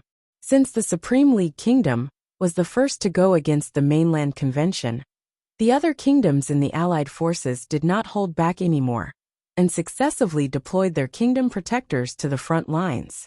They wanted to see how a kingdom protector of the Supreme League Kingdom could fight against so many kingdom protectors of theirs. The moment the kingdom protectors participated in the war, this conflict that spanned across the entire mainland had already developed in an uncontrollable direction. Chapter 1621. Mission Countdown 2. Dark clouds gathered in the sky, and sand swept in along with the wind. The armies were like a strong tide that slowly advanced into the fortress of the Supreme League Kingdom. The galloping of horses and hurried footsteps caused tremors in the ground. At the sight of the escalating frenzy at the horizon, the defending guards at the top of the fortress wall were shocked. The bugle call rang suddenly, and a restless stir broke out inside the fortress. The Supreme League Kingdom soldiers climbed to the city walls successively, and were alarmed when they saw the boundless majestic troops. Those are the Allied forces. Joseph and the other kingdom knights had an unpleasant look when they saw the massive troops before them. What's happening? Have the Allied forces launched a total offensive? In the previous battle, the Allied forces mobilized 500,000 soldiers, which was already extremely frightening, but that did not hold a candle to the present situation. How many soldiers are there? 1 million? 2 million? Or? The king and Yi Qingtang scaled the city walls as well, and the king narrowed his eyes as he looked at the densely packed Allied forces swarming in like a tide. Over 60 million or so. Yi Qingtang gave an estimate after a glance. 660 million? The kingdom knights' eyes popped wide open in disbelief when they heard this unbelievable figure. Over 60 million. Were the Allied forces insane? This was a life-and-death struggle. The Supreme League Kingdom only had about 7 million soldiers in the prime of its military strength, and after all the battles it went through, it only had less than 3 million soldiers left. Yet now, they were about to be attacked by almost all the kingdoms on this entire mainland. Over 60 million people. Even if each person contributed a small effort, they had enough soldiers to destroy the entire fortress. A serious look emerged on the king's face, and a grim air hung in the entire fortress as anxiety overwhelmed them. Only Yi Qingtang had a calm and indifferent look. 60 million people. Is this all the armies of the other kingdoms? It should be the majority of their forces, said the king. Apart from the garrison troops, all the kingdoms probably dispatched many soldiers, and it seemed that they intended to have a decisive battle. Yi Qingtang nodded thoughtfully. She should be very close to completing her mission. Supreme League Kingdom, you openly violated the mainland convention and dispatched a kingdom protector to enter the battlefield without authorization. Today, you will pay a tragic price for your actions. Get your kingdom protector out here, or else we will destroy your entire fortress immediately. An armored male suddenly moved to the front of the troops and shouted loudly on his suave horse. He was clearly several hundred meters away from the fortress, but his voice was sonorous like thunder that rumbled in their ears. That is the Glory Kingdom's protector. The Supreme League King recognized that male at once and narrowed his eyes. Previously, the 500,000 soldiers of the Allied forces that Yi Qingtang annihilated were dispatched by the Glory Kingdom. As a Supreme League Kingdom protector, Yi Qingtang participated in the battle and wiped out 500,000 soldiers of the Glory Kingdom. She violated the mainland convention first, and it was reasonable for the Glory Kingdom protector to join this war now. The pressure of 60 million soldiers was not a joking matter. The other party was forcing Yi Qingtang to come out to face them. Otherwise, the troops would launch an attack immediately. Chapter 1622. Mission Countdown 3. Tang, the kingdom protector of the glorious kingdom, is very formidable. It's said that he can control the land and cause landslides and crack the ground with his bare hands. Are you confident that you can beat him? The Supreme League King did anticipate the enemies to send their kingdom protectors, but the one from the glorious kingdom was considered rather powerful out of all the kingdom protectors. Yi Qingtang smiled briefly and gave the Supreme League King a comforting look. "Don't worry, Your Majesty." Afterward, Yi Qingtang leaped up and flew toward the battleground from the tall fortress. At this instant, everyone in the Supreme League Kingdom was overwhelmed with anxiety. Meanwhile, the allied forces were calm. In reality, the glorious Kingdom Protector was not the only Kingdom Protector who was dispatched. However, he had a famous teacher and could fight in the war, while the other protectors were constrained by the mainland convention and could not strike directly. Nevertheless, in their opinion, the protector of the Supreme League Kingdom seemed very young and weak, so the glorious Kingdom Protector himself seemed to be enough to deal with her. The Glory Kingdom Protector raised a brow in contempt as he looked at the girl who flew toward him. "Are you the Supreme League Kingdom Protector?" "That's right," replied Yi Qingtang. "Ha! Great. You massacred 500,000 soldiers of the glorious kingdom. I will settle this score with you today." The glorious Kingdom Protector jumped down from his horse immediately and cracked his knuckles. Yi Qingtang glanced at him plainly, making it seem as if she did not detect the intense murderous intent emitted by him. "I will use my hands to crush every single bone on your body, bury you underground, and make you die a miserable death." The glorious Kingdom Protector had a look of malice. Without any warning, he lunged forward and swung his fists, which could crush a mountain, heavily toward Yi Qingtang. With a loud bang, the glorious Kingdom Protector swung his fist toward Yi Qingtang's shoulder. However, rather than piercing through Yi Qingtang's flesh, his fist seemed to have hit an extremely sturdy block of diamond. "Full of crap." After uttering a plain sentence, Yi Qingtang used her hand as a knife and struck her opponent's nape in a flash. In an instant, the glorious Kingdom Protector felt as if his nape was struck by lightning, as an excruciating burst of pain spread throughout his whole body, causing him to turn pale from the pain. His tall figure collapsed to the ground in a stiff manner as he twitched in pain. "Crush my bones." Yi Qingtang looked at the protector on the ground, and her lips gradually formed into a smile. She lifted her leg slowly before stepping on the protector's head and driving it right into the ground. In an instant, blood spouted everywhere, and the protector's head was crushed by Yi Qingtang's step. Control the land? Yi Qingtang definitely did not feel that this person had such an ability. Perhaps he did, but in front of Yi Qingtang, his skills were so weak that he did not even have the chance to display his unique abilities. Currently, Yi Qingtang was only thinking of completing the mission as soon as possible and exchanging treasures using her points. Obviously, she did not have the time and mood to continue being entangled in this world. Retracting her blood-stained leg, Yi Qingtang looked up at the Allied forces' camp. Chapter 1623, Mission Countdown 4.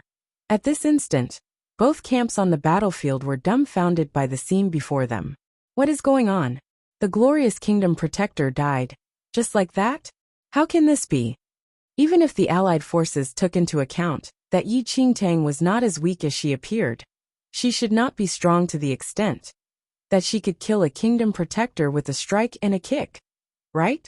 The Supreme League King's initial worries completely vanished upon witnessing the scene, and he looked at Yi Qingtang with deep admiration.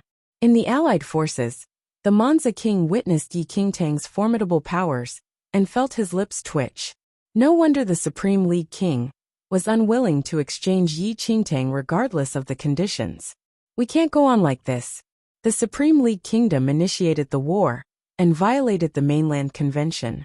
If we still insist on upholding the mainland convention and forbid the Kingdom Protectors from joining the war, who will stop the Supreme League Kingdom's ambitions? The Monza King suddenly spoke and persuaded the other kings in the Allied forces. Only Kingdom Protectors could contend with the Kingdom Protector. Although they brought over 60 million soldiers, they would still suffer great losses, even if they managed to conquer the Supreme League Kingdom fortress, should they not eliminate Yi Qingtang first. The various kings who initially took into account the mainland convention were completely wavering after witnessing how Yi Qingtang killed the glorious Kingdom Protector in a second. Then, All of them made the decision to dispatch all the kingdom protectors and the troops. In no time, dozens of kingdom protectors appeared on the battlefield uniformly. How shameless are the allied forces! They actually sent so many kingdom protectors? What do they want? Bullying us by outnumbering us. The Supreme League Kingdom Knights were infuriated. No matter how powerful Yi Qingtang was, she was no opponent for the unified attack of this many kingdom protectors. Emotions of anxiety and worry instantly rose again in everyone. Your Majesty, I am willing to fight the war with Lord Protector. Joseph, who was previously annoyed with Yi Qingtang, had already become the biggest worshipper of Yi Qingtang now. Your Majesty, let us fight the war. The king's brows were locked tightly, and he had a serious look on his face. Seeing that the king did not reply, Joseph and the rest ran down by themselves and opened the fortress gates, wanting to fight the enemy with their powerful Lord Protector. However, just as the door opened, Yi Qingtang heard a sound and stirred up a strong blast of wind with her palm, closing the fortress gates tightly. Stay in there obediently, Yi Qingtang said. She was going to complete her mission very soon. Why were they still rushing out to give her more trouble?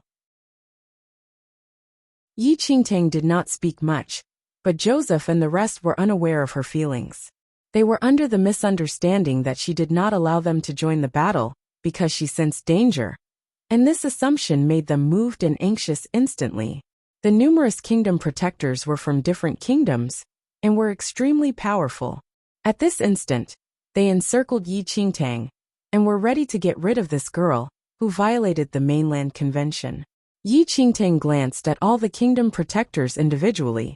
All of you can come on together. She did not wish to waste time.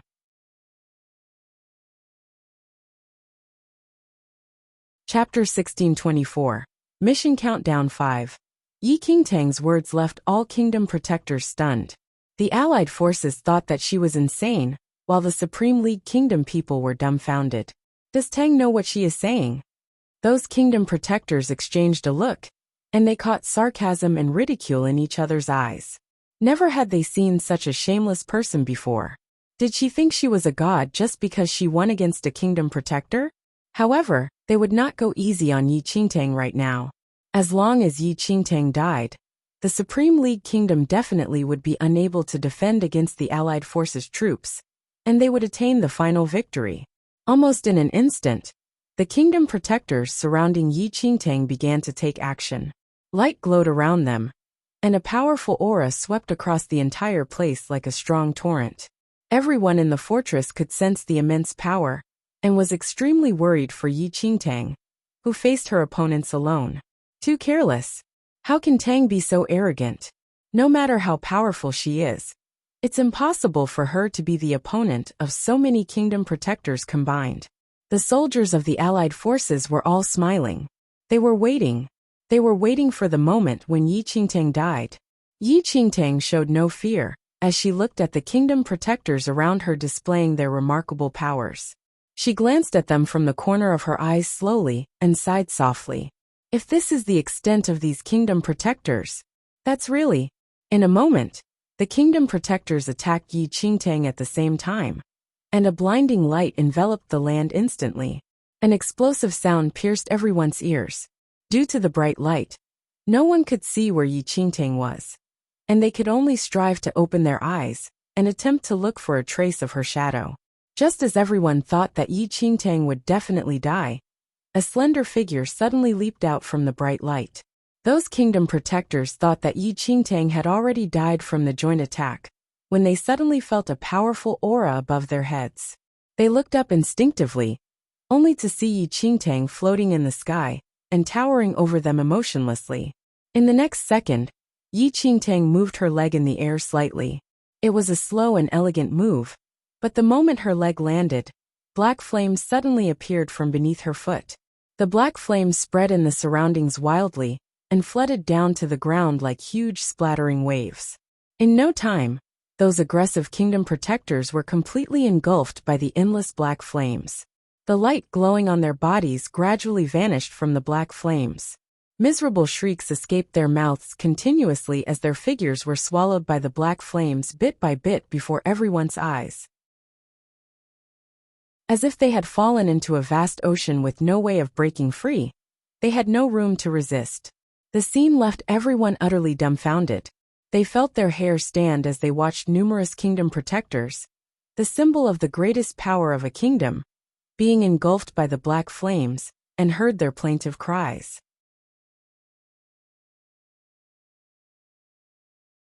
Chapter 1625. Mission Countdown 6. The black flames burned like the fires of hell, incinerating everyone they came into contact with. The desolate wails were broken up by the wind, and gradually disappeared in the flames. The complacent allied troops were now ashen. These dozen kingdom protectors were gathered from various kingdoms. They were incredibly powerful. But now, these kingdom protectors had been reduced to ashes before their eyes. By the time Yi Qingtang lifted her hand to absorb the black flames, there were only a dozen piles of smoking ash at her feet. The allied forces were stupefied. The group from the Supreme League Kingdom, who had witnessed the whole process from the top of the fortress, was also astounded. They would never have believed it if they had not seen it for themselves. Who on earth could kill a dozen kingdom protectors in a few seconds? Only then did the Supreme League King realize that Yi Qingtang's earlier words were no exaggeration. She said that she would help him become the hegemon of this mainland. At that moment, the king also fully realized that she was the only person in the world who had such terrifying powers. Cheers rang out in the Supreme League Kingdom's fortress. Their kingdom protector was the most powerful one. She was more intrepid than the kingdom protectors in any of the other kingdoms. With such a powerful kingdom protector, what did their Supreme League Kingdom have to fear? There was rejoicing throughout the Supreme League Kingdom. Meanwhile, the allied forces were greatly alarmed. This was a completely unexpected outcome. They had been supremely self-confident when they set out, but now they were filled with despair. What kind of demon was the Supreme League Kingdom Protector? They were all kingdom protectors, yet why was she so terrifyingly powerful? But before the allied forces could recover from their fright, the cheering Supreme League Kingdom soldiers impatiently opened the fortress gate and swarmed out. At that moment, all of them were burning with the desire to fight. Even if they had to face millions of enemies, they felt no fear. Because they had the most powerful kingdom protector on this mainland. She could single-handedly exterminate 100,000 men. She could kill a dozen kingdom protectors. She was Yi Qingtang. Millions of Supreme League Kingdom soldiers swarmed out of the fortress. They deliberately stood behind Yi Qingtang, as if she was the true, indomitable force behind the throne. Yi Qingtang had utterly terrified the allied forces. As the allied forces faced this army that was several times smaller than theirs, terror rose in their bones. So what if they had fewer soldiers? As long as the Supreme League Kingdom had Yi Qingtang, it was enough to terrorize them. The leaders of the allied forces almost simultaneously ordered the retreat to be sounded. What kind of joke was this? Even the kingdom protectors were no match for this monster. They would only die at her hands. The 60 million strong army retreated without fighting. They fled in confusion like dogs that had lost their master. This day completely altered the situation on the entire mainland. In a single day, the allied forces had lost a dozen kingdom protectors. This terrified them more than losing 10 million troops. Yi Qingtang, who had won a great victory, seized the opportunity to pursue them. Step by step, she pushed the Supreme League Kingdom to the highest position within the mainland. Chapter 1626. Mission Countdown 7. The Supreme League Kingdom had fewer soldiers, but they had Yi Qingtang and could defeat the army's most powerful protectors. Under Yi Qingtang's leadership, the Supreme League Kingdom army easily swept aside all resistance and destroyed one allied army camp after another. Wherever they went, the allied forces would flee in disarray. Their only wish was that they were born with a few more legs. As the allied troops were routed, the Supreme League Kingdom's power grew. Utterly terrified, the countries could not consolidate their strength. All of them sought to preserve themselves, so the alliance died in all but name.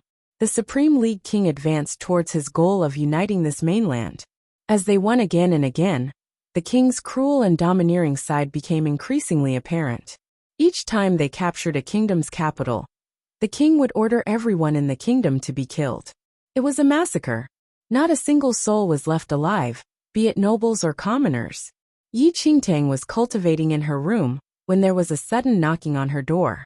She arose to open the door and saw Joseph standing outside. Joseph and the others had idolized Yi Qingtang ever since she beat the dozen kingdom protectors. The kingdom knights, who had despised Yi Qingtang, now became her fans. At that moment, Joseph's expression was extremely ugly. He was also dead white. Lord Protector, please plead His Majesty. Joseph suddenly kneeled before Yi Qingtang. His voice shook. What's going on? Yi Qingtang sensed that something was amiss with Joseph.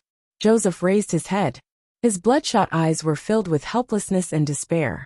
His Majesty has ordered us to slaughter everyone in the Hughes kingdom, even the commoners. When General Ronald tried to dissuade His Majesty had them beheaded. Lord Protector, I know that the Hughes kingdom betrayed our Supreme League kingdom, but the commoners are innocent. The Hughes kingdom was originally allied with the Supreme League kingdom, but when the Supreme League kingdom began to struggle, the Hughes kingdom chose to throw their lot in with the alliance. They even sold their kingdom protector to the Monza king for 2 million soldiers. Because of that, the Supreme League king decided to carry out this shocking act of tyranny when he conquered the Hughes kingdom. Yi Qingtang frowned slightly. She was only involved in the fighting and seldom interfered with the affairs of the Supreme League kingdom. However, she did not expect the Supreme League king to give such a sadistic order. It was the king of Hughes who had betrayed the Supreme League kingdom. What did it have to do with the commoners, who were just getting on with their lives? Yi Qingtang did not speak, but she brushed past Joseph and hurried to the great hall. When Joseph saw Yi Qingtang heading for the great hall, a ray of hope rose in his heart, and he hurriedly followed.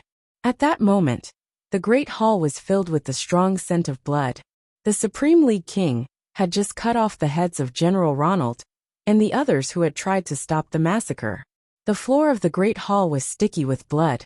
Everyone was ashen, and their hands shook as they tried to wipe the blood stains away. The king on his throne showed no sign of pity. The great hall was flanked by 2 ministers, who were pale and unnerved. They did not dare to say a word. Amidst this dead silence, Yi Qingtang strode through the entrance. Chapter 1627, Mission Countdown 8.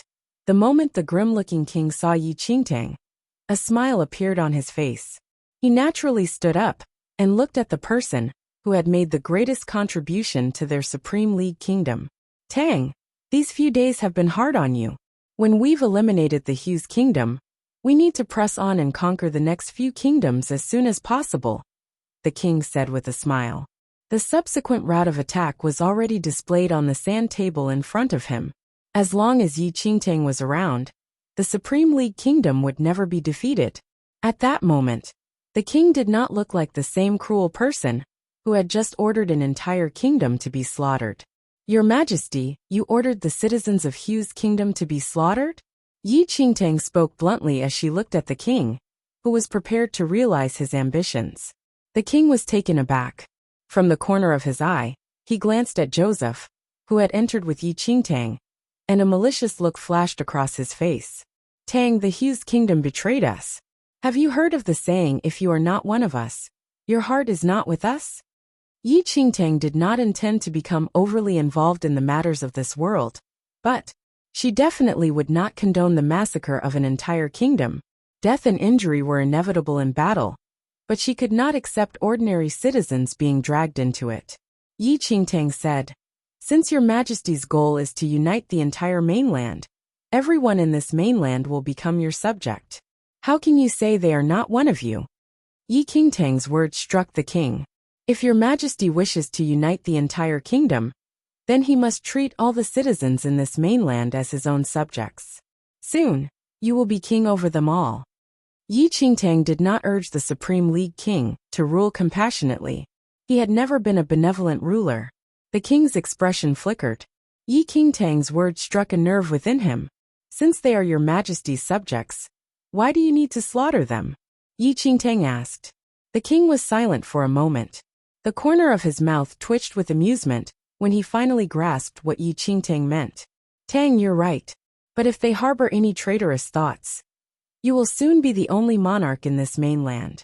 Anyone who submits to you will have a life of ease. Whoever opposes you will die. If they can be assured of an easy life, why would they risk their lives? No commoner hopes for war. Yi Qingtang said with a smile. The fight for power was always a game played by the leaders. To the commoners, it made no difference who governed them. As long as the leader allowed them to have a life of ease, they would love him. The king sank into deep thought. He had ruled with an iron fist.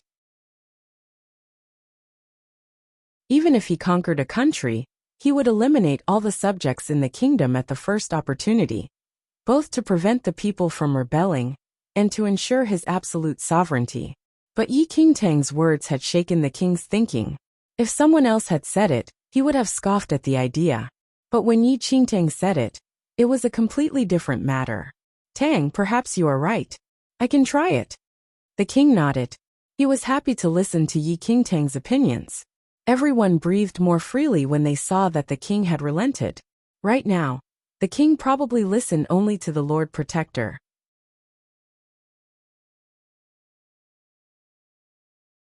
Chapter 1628.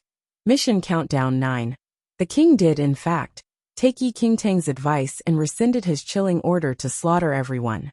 Now all the kingdoms on this mainland were terrified of Yi Qingtang. The moment they saw Yi Qingtang on the battlefield, they fled as swiftly as possible. Some of them simply raised the white flag in surrender. Yi Qingtang also took the opportunity to suggest that to avoid further warfare, the king should accept any kingdom that voluntarily surrendered and submitted to the Supreme League Kingdom. All they had to do was disarm and remove their royal family. Then, the Supreme League Kingdom could take over straight away without needing to fight any further. The king fundamentally agreed to Yi Qingtang's suggestions. When this was implemented, many kingdoms wanted to surrender. However, the Supreme League King's cruelty made them uneasy and caused them to hesitate. Fortunately, once the first country tried it, and was not slaughtered by the Supreme League Kingdom, all the other countries saw a ray of hope. More and more countries voluntarily chose to yield. They would rather submit to the Supreme League Kingdom than face a monster like Yi Qingtang on the battlefield. Yi Qingtang's suggestion swiftly ended the war that would otherwise have lasted many years. The Supreme League Kingdom was the greatest beneficiary and controlled the entire mainland. Because the war ended early, the people could finally stop worrying about the cruelties of war, and many soldiers were saved from a tragic death on the battlefield. The Supreme League King's disposition seemed to change as well. He was much more benign towards the countries that surrendered. The other countries also heard that it was the Supreme League Kingdom's powerful protector who had pacified this predatory monarch. Many of them were grateful to Yi Qingtang. The Supreme League Kingdom's unification plan caused the royal family of every kingdom to lose their position and privileges. This reduced the pressure among the royal families on this mainland. Unification had its benefits. The bishop, who had mistaken Yi Qingtang for a white magician, and who was seeking an opportunity to thrive among the kingdoms, was stunned when he finally saw the legendary, most powerful kingdom protector on the day that the kingdoms were united. Isn't that the white magician who had vanished? How did she become the kingdom protector? When the Supreme League Kingdom accomplished the feat of unification, Yi Qingtang finally finished her mission in this world. At the banquet to celebrate the unification, Yi Qingtang left the world with the god of nature. She did not know that shortly after she left, the source of magic on this mainland, which had been sealed for over 1,000 years, re-emerged. Because the entire mainland was unified, and the Supreme League King had taken Yi Qingtang's advice to show clemency, he could gather all the powers in the mainland to study the source of magic. This allowed this mainland, which had waned for a long time, to once again welcome a new era. And the kingdom protector who had precipitated the unification of this mainland suddenly vanished and was passed into legend. When Yi Qingtang returned to this mainland again, she would never have imagined it would become a world surrounded by magic. After leaving the two-star constellation, Yi Qingtang returned to the illusory void again.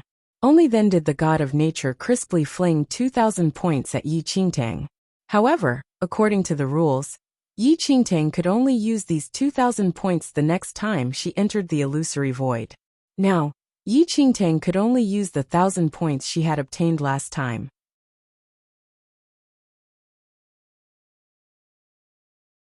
Chapter 1629.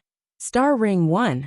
This time, Yi Qingtang's power had not advanced much in the two-star constellation, but her inner energy had undergone a qualitative leap. Yi Qingtang opened the star pavilion and prepared to select a suitable prize for herself. There were innumerable treasures in the star pavilion. There was a dazzling array of divine weapons and elixirs, but Yi Qingtang did not need these.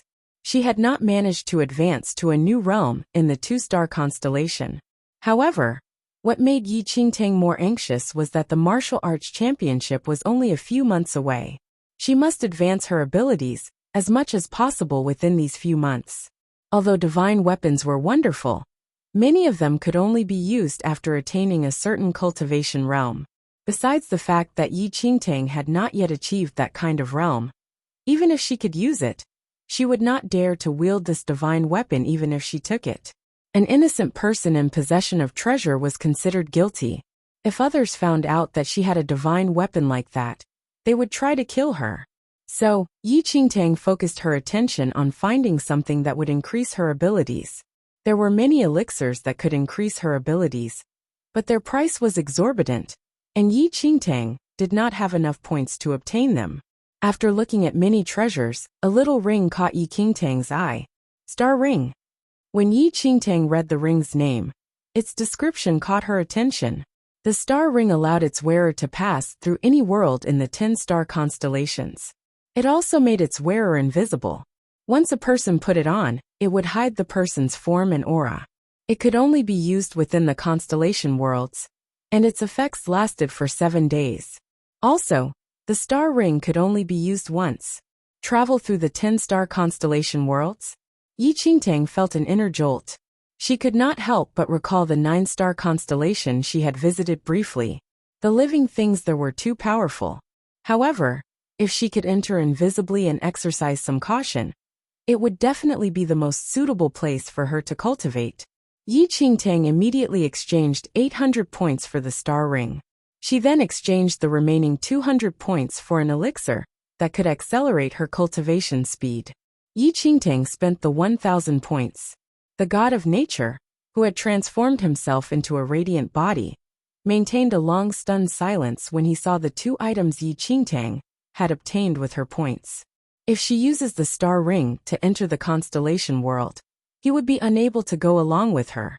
How annoying! Why waste your points? If you want to go to the 9-star constellation, I can bring you there. The god of nature grumbled. No need. Yi Qingtang was no fool. If the god of nature activated the constellation world, and she entered, she could only exit after completing her mission. Who knew what kind of mission the 9-star constellation contained? The god of the nature seemed rather grumpy, and he maintained an annoyed silence. Yi Qingtang did not want to waste any time. She put the star ring on her finger, then picked up the little white tiger, and flew into the 9-star constellation world.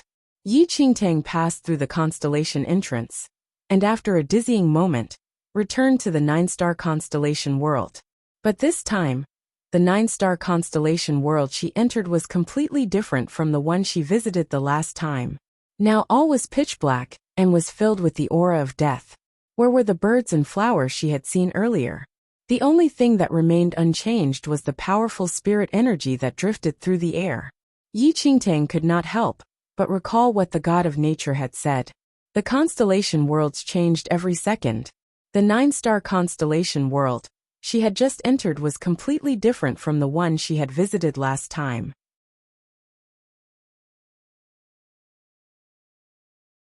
Chapter 1630. Star Ring 2. It was twilight, and the sun could not be seen. Everything was covered by the fog, and the air was permeated with the aura of death. An eerie sound suddenly rang out of the dusk. Someone was moving between another person's sutures, and there was a bone-piercing chill. Why does this world feel eerier than ever? The little white tiger squinted as it tried to see its surroundings clearly, but the fog blocked its view. The ground beneath their feet started to shake gently. Yi Qingtang immediately activated the space ring, and she and the little white tiger immediately vanished on the spot. Just as Yi Qingtang hit herself, a huge claw descended from the sky and crashed into the ground she had been standing a moment ago. The claw was so gigantic, it was dozens of meters wide. When the claw rose up again, a huge crater, which was several meters deep, was formed on the ground. The cry of an unknown creature rang out from above their heads. The owner of the giant claw advanced step by step. Every step it took made the ground shake. After Yi Qingtang picked up the little white tiger and made herself invisible, she hid herself and watched the slowly vanishing giant claw. Under the cover of the fog, she could not clearly see what the creature looked like, but the pressure surrounded them and only slowly dissipated when the strange creature left. It was the same 9-star constellation. Even if the world had been exchanged for another one, it was no less dangerous. Yi Qingtang silently congratulated herself on exchanging her points for a star ring that could make her invisible. She did not have the ability to explore this world.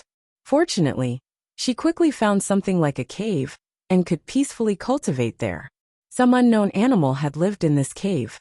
Many bones that were half buried in the mud were piled up inside the cave, but the cobwebs outside the cave showed that no living thing had passed through there for a long time.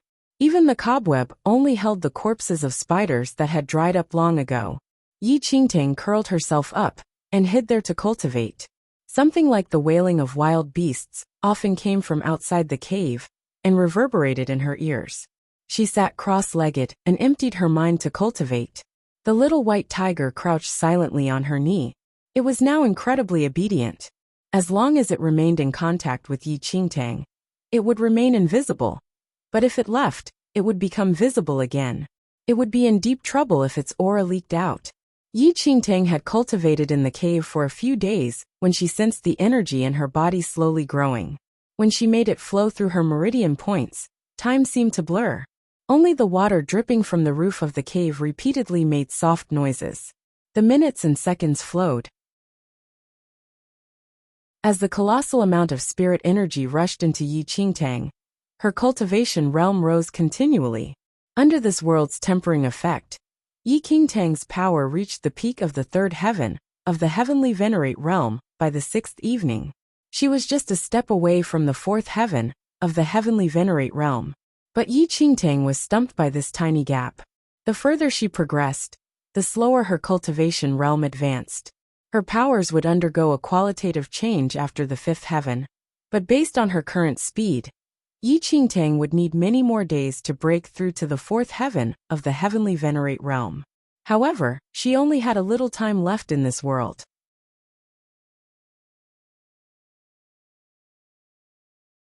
Chapter 1631. Star Ring 3. Yi Qingtang picked up the little white tiger and stood up. She was about to use the last of her time here, to find a wider space, and wait for the constellation gate to open. But when they exited the cave, the fog that filled the air suddenly changed subtly.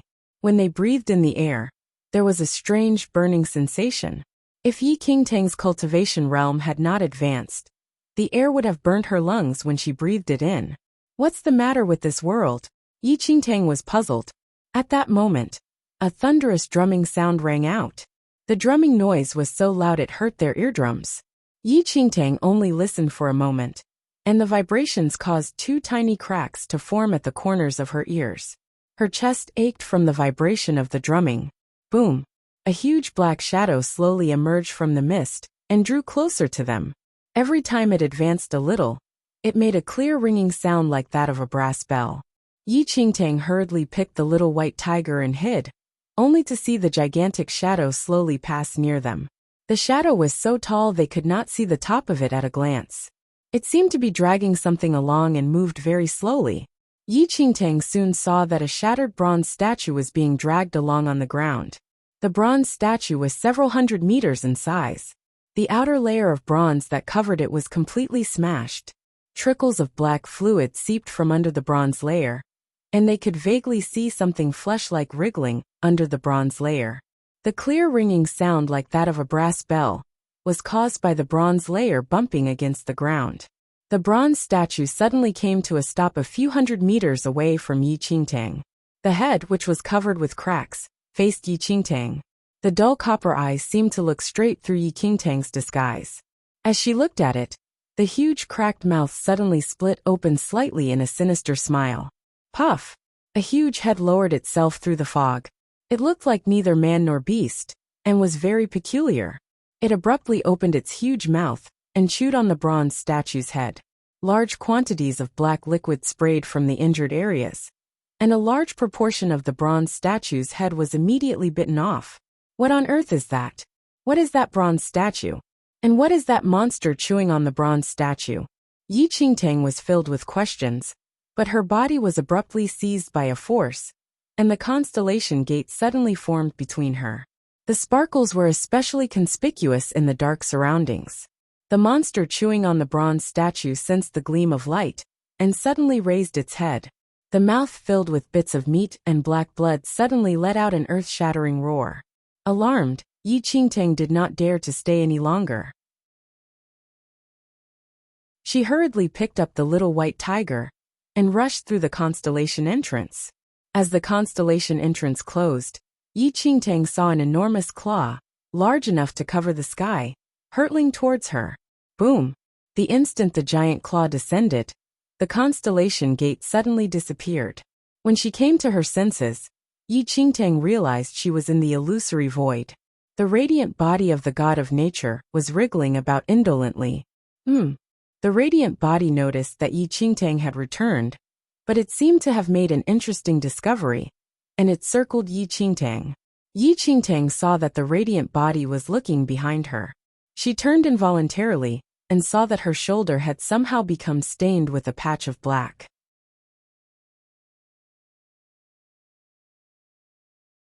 Chapter 1632. Fight 1. It looked as though some black blood from the bronze statue had splattered onto her while it was being gnawed on. Yi Qingtang had not noticed it before, but now she felt a burning sensation on her shoulder where the black blood had spattered on her. She tore the clothing around her shoulder off. A palm-sized imprint appeared on her lily-white shoulder, looking as if it had been inscribed there, but it only briefly appeared before vanishing. Yi Qingtang touched the area carefully, but there was no sensation. Her body did not feel any different.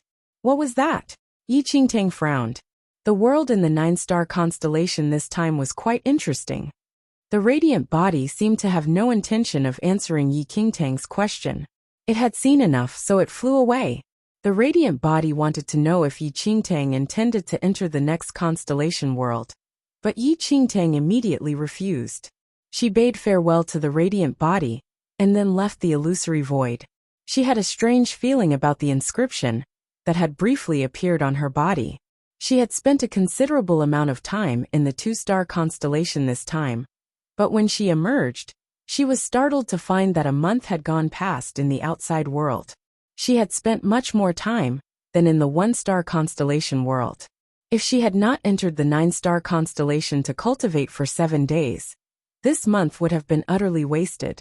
Time in the constellation worlds flowed differently compared to the external world, but no one could be sure what the difference between the time in the two worlds was. Fortunately, Yi Qingtang had only just entered Taiyuan Valley, and her abilities were mediocre, so she did not attract any attention. Her month-long disappearance went almost unnoticed. Yi Qingtang returned to her room to change her clothes and got ready to go out and look for something to eat. But as she passed the central square, she heard a disturbance. She looked up and saw that several of the youths who usually hung out with Jiang Xiaobai had formed part of a crowd. Yi Qingtang. A youth who was hurrying in that direction was taken aback when he saw Yi Qingtang. A month ago, Jiang Xiaobai often went around with Yi Qingtang, so they recognized her. However, after not seeing her for a month, they were surprised to suddenly meet her now. Yi Qingtang glanced at the youth and recognized him as Jiang Xiaobai's friend. You're here just in time. Today is going to be fun. Let's go ITLL broaden your horizons. The youth brooked no refusal and simply dragged Yi Qingtang into the crowd. Two slender figures were fighting intensely in the center of the crowd. One of them was a youth who frequently hung out with Jiang Xiaobai. Yi Qingtang had met him a few times. His name was Jiang Yisheng. Jiang Yisheng was fighting with ease. His handsome face was smiling. As his opponent fought, he saw an opening and seized the opportunity to land a punch, forcing the other youth's head to the ground. When they saw that Jiang Yisheng had won, the youths who usually trailed after Jiang Shaobai immediately cheered. Jiang Yisheng saw that the youth he had forced to the ground looked resentful. He smiled and said, "Your abilities are so poor. You can't even put up a good fight. Is there anyone among you who can fight? Call Jiang Yinyan. I'll spar with him." Jiang Yisheng's abilities were extraordinary. Among his companions, his abilities were second only to that little monster. The youth whom Jiang Yinyan had forced to the ground was part of Jiang Yanyan's clique.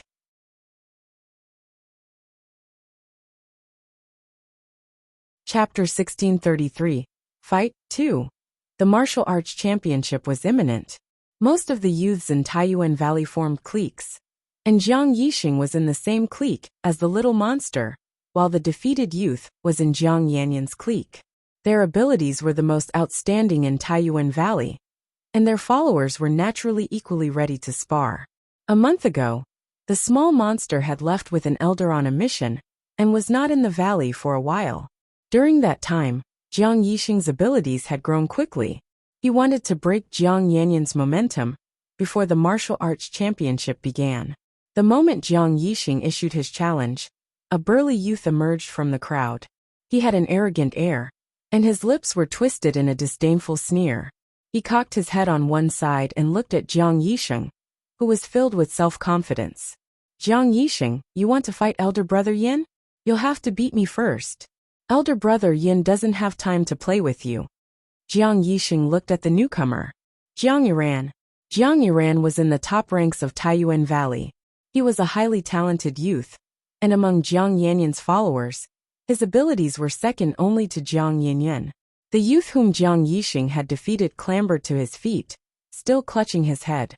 He stood guiltily in front of Jiang Yiran. "Elder Brother Yiran." Jiang Yiran glanced at the youth, whose head was all swollen from the beating, and grimaced disdainfully. He slapped the youth's head and shoved him aside. "You're useless. The sight of you makes me sick. Get lost." The youth who had been shoved aside backed away, quivering. He did not dare to say a word.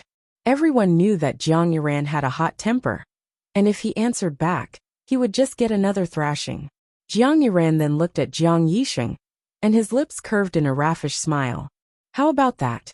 After you've beaten me, you can talk about fighting Elder Brother Yin. If you can't even beat me, there's no point embarrassing yourself by fighting Elder Brother Yin." When the youths with Jiang Yisheng saw Jiang Yiran's arrogant attitude, they cheered Jiang Yisheng on to try to deflate his opponent. "No problem," said Jiang Yisheng. "I can always look for Jiang Yinyan after I've beaten you. Ah, I like people like you who present themselves for a thrashing." Jiang Yiran casually cracked his knuckles with a clear popping noise. The two youths faced each other. Yi Qingtang was standing on the sidelines, observing the situation.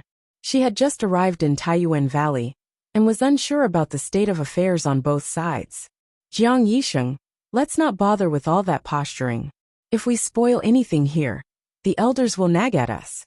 I heard your palm technique is pretty good, so why don't we play at that?" Jiang Yiran said with a smile. The moment Jiang Yiran said that, the youths around Jiang Yisheng cheered again. Jiang Yisheng's palm technique has already broken through to the second heaven. Is this Jiang Yiran stupid? He actually wants to compare palm techniques with Jiang Yisheng?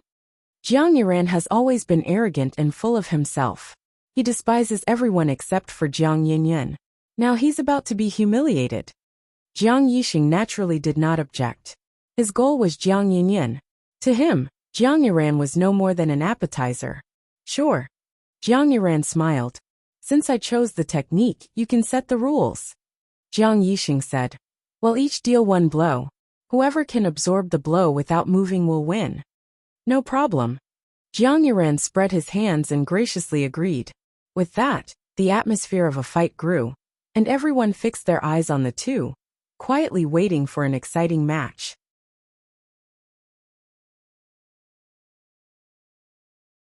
Chapter 1634. Fight 3. Jiang Yixing was the first to move. His palm struck Jiang Yuran's shoulder with an explosive force. The aftershock rippled through the air, sending the crowd's hair flying. But Jiang Yuran did not budge. He simply absorbed the blow, then narrowed his eyes smugly, and said with a smile, "No need to stand on ceremony. I can still take it." Jiang Yixing's expression changed. He had used his full force to deliver this blow, but Jiang Yuran just shrugged and said, "My turn." With that, Jiang Yuran stepped forward and casually hit Jiang Yixing's shoulder. The moment Jiang Yuran moved, Yi Qingtang, who was standing in the crowd, could not help but frown. The moment the blow landed, Jiang Yixing's body shuddered. He tried to summon the strength to withstand the blow, but as he struggled, he felt blood rushing into his throat. He stumbled and moved back a step. Jiang Yuran laughed. When he looked at Jiang Yixing, who had retreated a step, the amusement in his eyes deepened. "You should be grateful. If elder brother Yin had dealt that blow, you would be lying on the ground right now." Jiang Yixing could sense his qi churning in his chest, and he was ashen. He thought that his abilities were among the best in the valley, but now, "What are you doing?" A cold voice suddenly rang in everyone's ears. Jiang Yuran, who had been smiling arrogantly, immediately wiped the cynical expression off his face when he heard the voice. He turned towards the voice, only to see a chilly-looking youth with an imposing air. He stood with his hands behind his back as he watched the farce. The youth did not say anything more, but he exerted great pressure on the surroundings with his aura. Elder brother Yin, Jiang Yuran, who had acted so arrogantly, froze when he saw this youth. This youth was Jiang Yinyin, currently the most powerful youth in Taiyuan Valley. The group of youths, who had encouraged Jiang Yixing to challenge Jiang Yinyin, were now stricken dumb when they saw Jiang Yinyin. Jiang Yinyin glanced expressionlessly at the crowd. His frosty gaze passed over them, without seeming to stop on anyone, before finally resting on Jiang Yuran. As Jiang Yinyin looked at him, Jiang Yuran broke into a cold sweat. "Waste of time," Jiang Yinyin said blandly and then turned to leave. Jiang Yuran secretly gulped before heaving a sigh of relief. But at that moment, Jiang Yixing suddenly spoke up. "Jiang Yinyin, I will challenge you before the martial arts championship." Jiang Yanyin's footsteps paused, but his hands that were clasped behind his back remained motionless. Jiang Yuran, who was standing nearby, goggled. He knew that Jiang Yixing was a stubborn fellow and rather stupid, but he was getting too used to seeking out these fatal encounters. Jiang Yinyin slowly turned around, and his cold gaze swept across Jiang Yixing. It was just one look, but Jiang Yixing felt as if he had fallen into an icy dungeon. A bone-piercing chill filled him. At some point, Jiang Yinyin had begun emitting an oppressive aura, so Jiang Yixing sweated profusely just to force himself to meet Jiang Yixing's look. After a moment, Jiang Yixing looked away in embarrassment. He did not dare to look at Jiang Yinyin again. Jiang Yinyin also looked away, and continued on his way without a word. At that moment, Jiang Yixing looked rather abashed, and the expressions of the other youths were even uglier.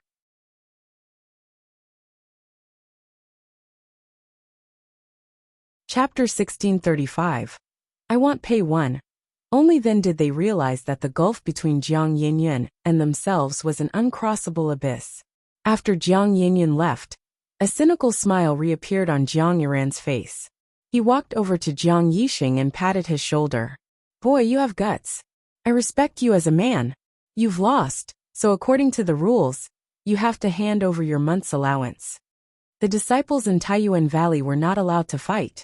However, these hot-blooded youths could not restrain themselves, so they privately made a rule that they would call their fighting sparring, so that the elders would not scold them. The loser would have to hand over a month's allowance. The moment Jiang Yuran spoke, the faces of the crowd of youths turned ugly. Jiang Yixing had represented all of them in the fight. Now that they had lost, they would all have to pay up. Although they were reluctant, they had no choice but to follow the rules. They gritted their teeth and flung their month's allowance at Jiang Yuran. Jiang Yuran unabashedly swept it into his space ring. His gaze fell on Yi Qingtang, who had not moved. "Hand over your month's allowance. I'm in a hurry to go back and cultivate," Jiang Yuran said to Yi Qingtang casually. But Yi Qingtang was stunned. She had been dragged over here on her way elsewhere, and did not know what was going on. Why did she have to pay up? Why should I hand it over? Jiang Yiran was amused by Yi Qingtang's innocent words. Why? Little girl, you've only just arrived in Taiyuan Valley.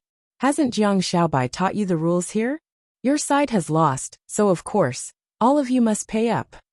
Jiang Yisheng and the other youths on his side nodded. They were unwilling but had no choice. Yi Qingtang, just hand over your allowance. Yi Qingtang was silent. She understood that Jiang Yisheng and the others were in the same clique as Jiang Xiaobai. She often hung out with Jiang Xiaobai in the past, so they had naturally assumed that she was one of them. So she also had to pay her share of tribute. But Yi Qingtang had no allowance.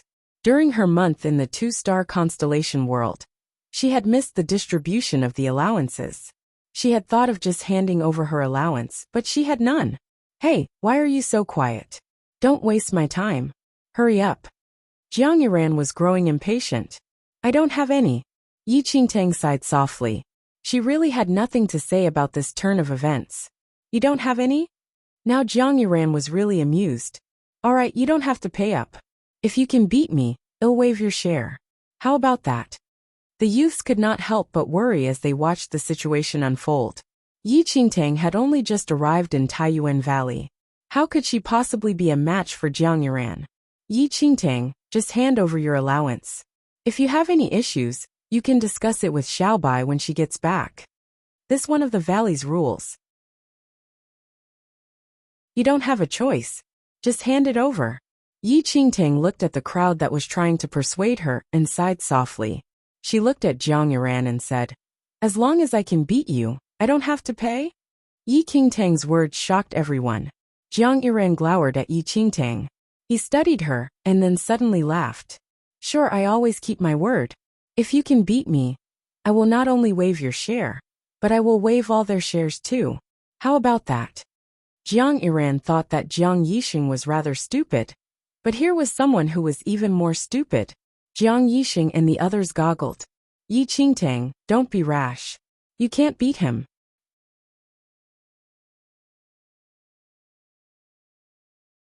Chapter 1636. I want pay too. It's not too late to turn back. All you have to do is hand over your allowance, and you won't suffer physically. Jiang Yiran smiled as he looked at those who were trying to dissuade Yi Qingtang. That's not necessary. Yi Qingtang shook her head. Jiang Yisheng and the others wished they could drag Yi Qingtang back. The little monster was absent, and Jiang Yisheng, the most powerful among them, had been defeated. How could a rookie like Yi Qingtang possibly be a match for Jiang Yiran? It's up to you. I won't bully you. You can decide how we should compete, Jiang Yiran said graciously. Yi Qingtang thought for a moment and said, just now you compared palm techniques. Now let's compare finger techniques. Jiang Yiran burst out laughing at Yi Qingtang's words. If his companions had not left with Jiang Yinyan, the surrounding area would be ringing with laughter. You want to compare finger techniques with me? Are you sure? The corners of Jiang Yiran's eyes crinkled with amusement, as if he had just heard a really funny joke. Jiang Yisheng and his companions went berserk. Yi Qingtang, Jiang Yiran's finger technique is one of the best in Taiyuan Valley. Are you crazy? Don't be a fool. Just hand your allowance over and come away with us. No matter what, others thought that Yi Qingtang was part of their clique.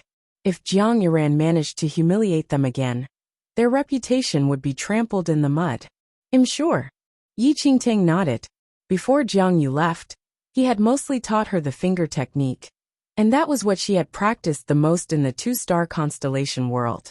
Alright, since you insist, I won't say anything else lest others say that I bullied you. I'll let you go first. If I move by even an inch, then I'd have lost, Jiang Yiran said patronizingly. Okay.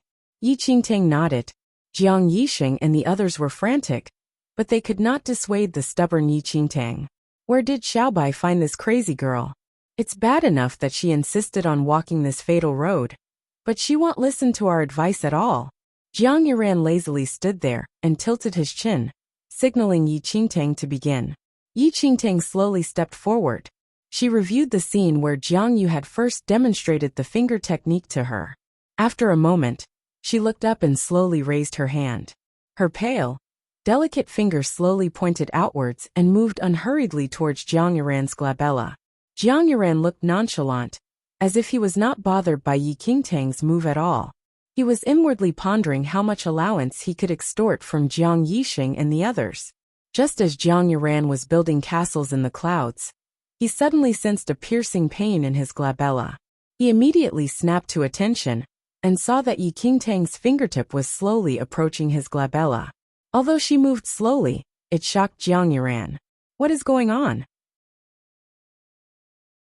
There was nothing special about Yi Qingtang's fingertip, but as she slowly pushed it towards him, the finger seemed to create a sense of pressure that caused the air to condense. The formless sense of pressure was as sharp as a knife. Jiang Yuran realized that the pain in his glabella was becoming increasingly apparent. It was as if something was piercing his skull. In an instant, his face turned completely pale, and a drop of cold sweat seeped from his forehead. It will kill me. This shocking thought suddenly entered Jiang Yuran's mind. When the Jiang family finger technique was fully exercised, the power of a single finger could kill someone without even touching them. The instant Yi Qingtang's fingertip was about to touch Jiang Yuran's glabella, his face drained of blood, and he instinctively stepped back. You're tuning in to the Li Mei's Wuxia Whispers YouTube channel. We're so grateful for your support, and don't forget to subscribe to join us on this incredible journey through captivating stories. Your generosity, through donations, truly makes a world of difference, as it's the primary source of revenue that allows me to expand and enhance this channel for you. Thank you from the bottom of my heart for being a part of this adventure.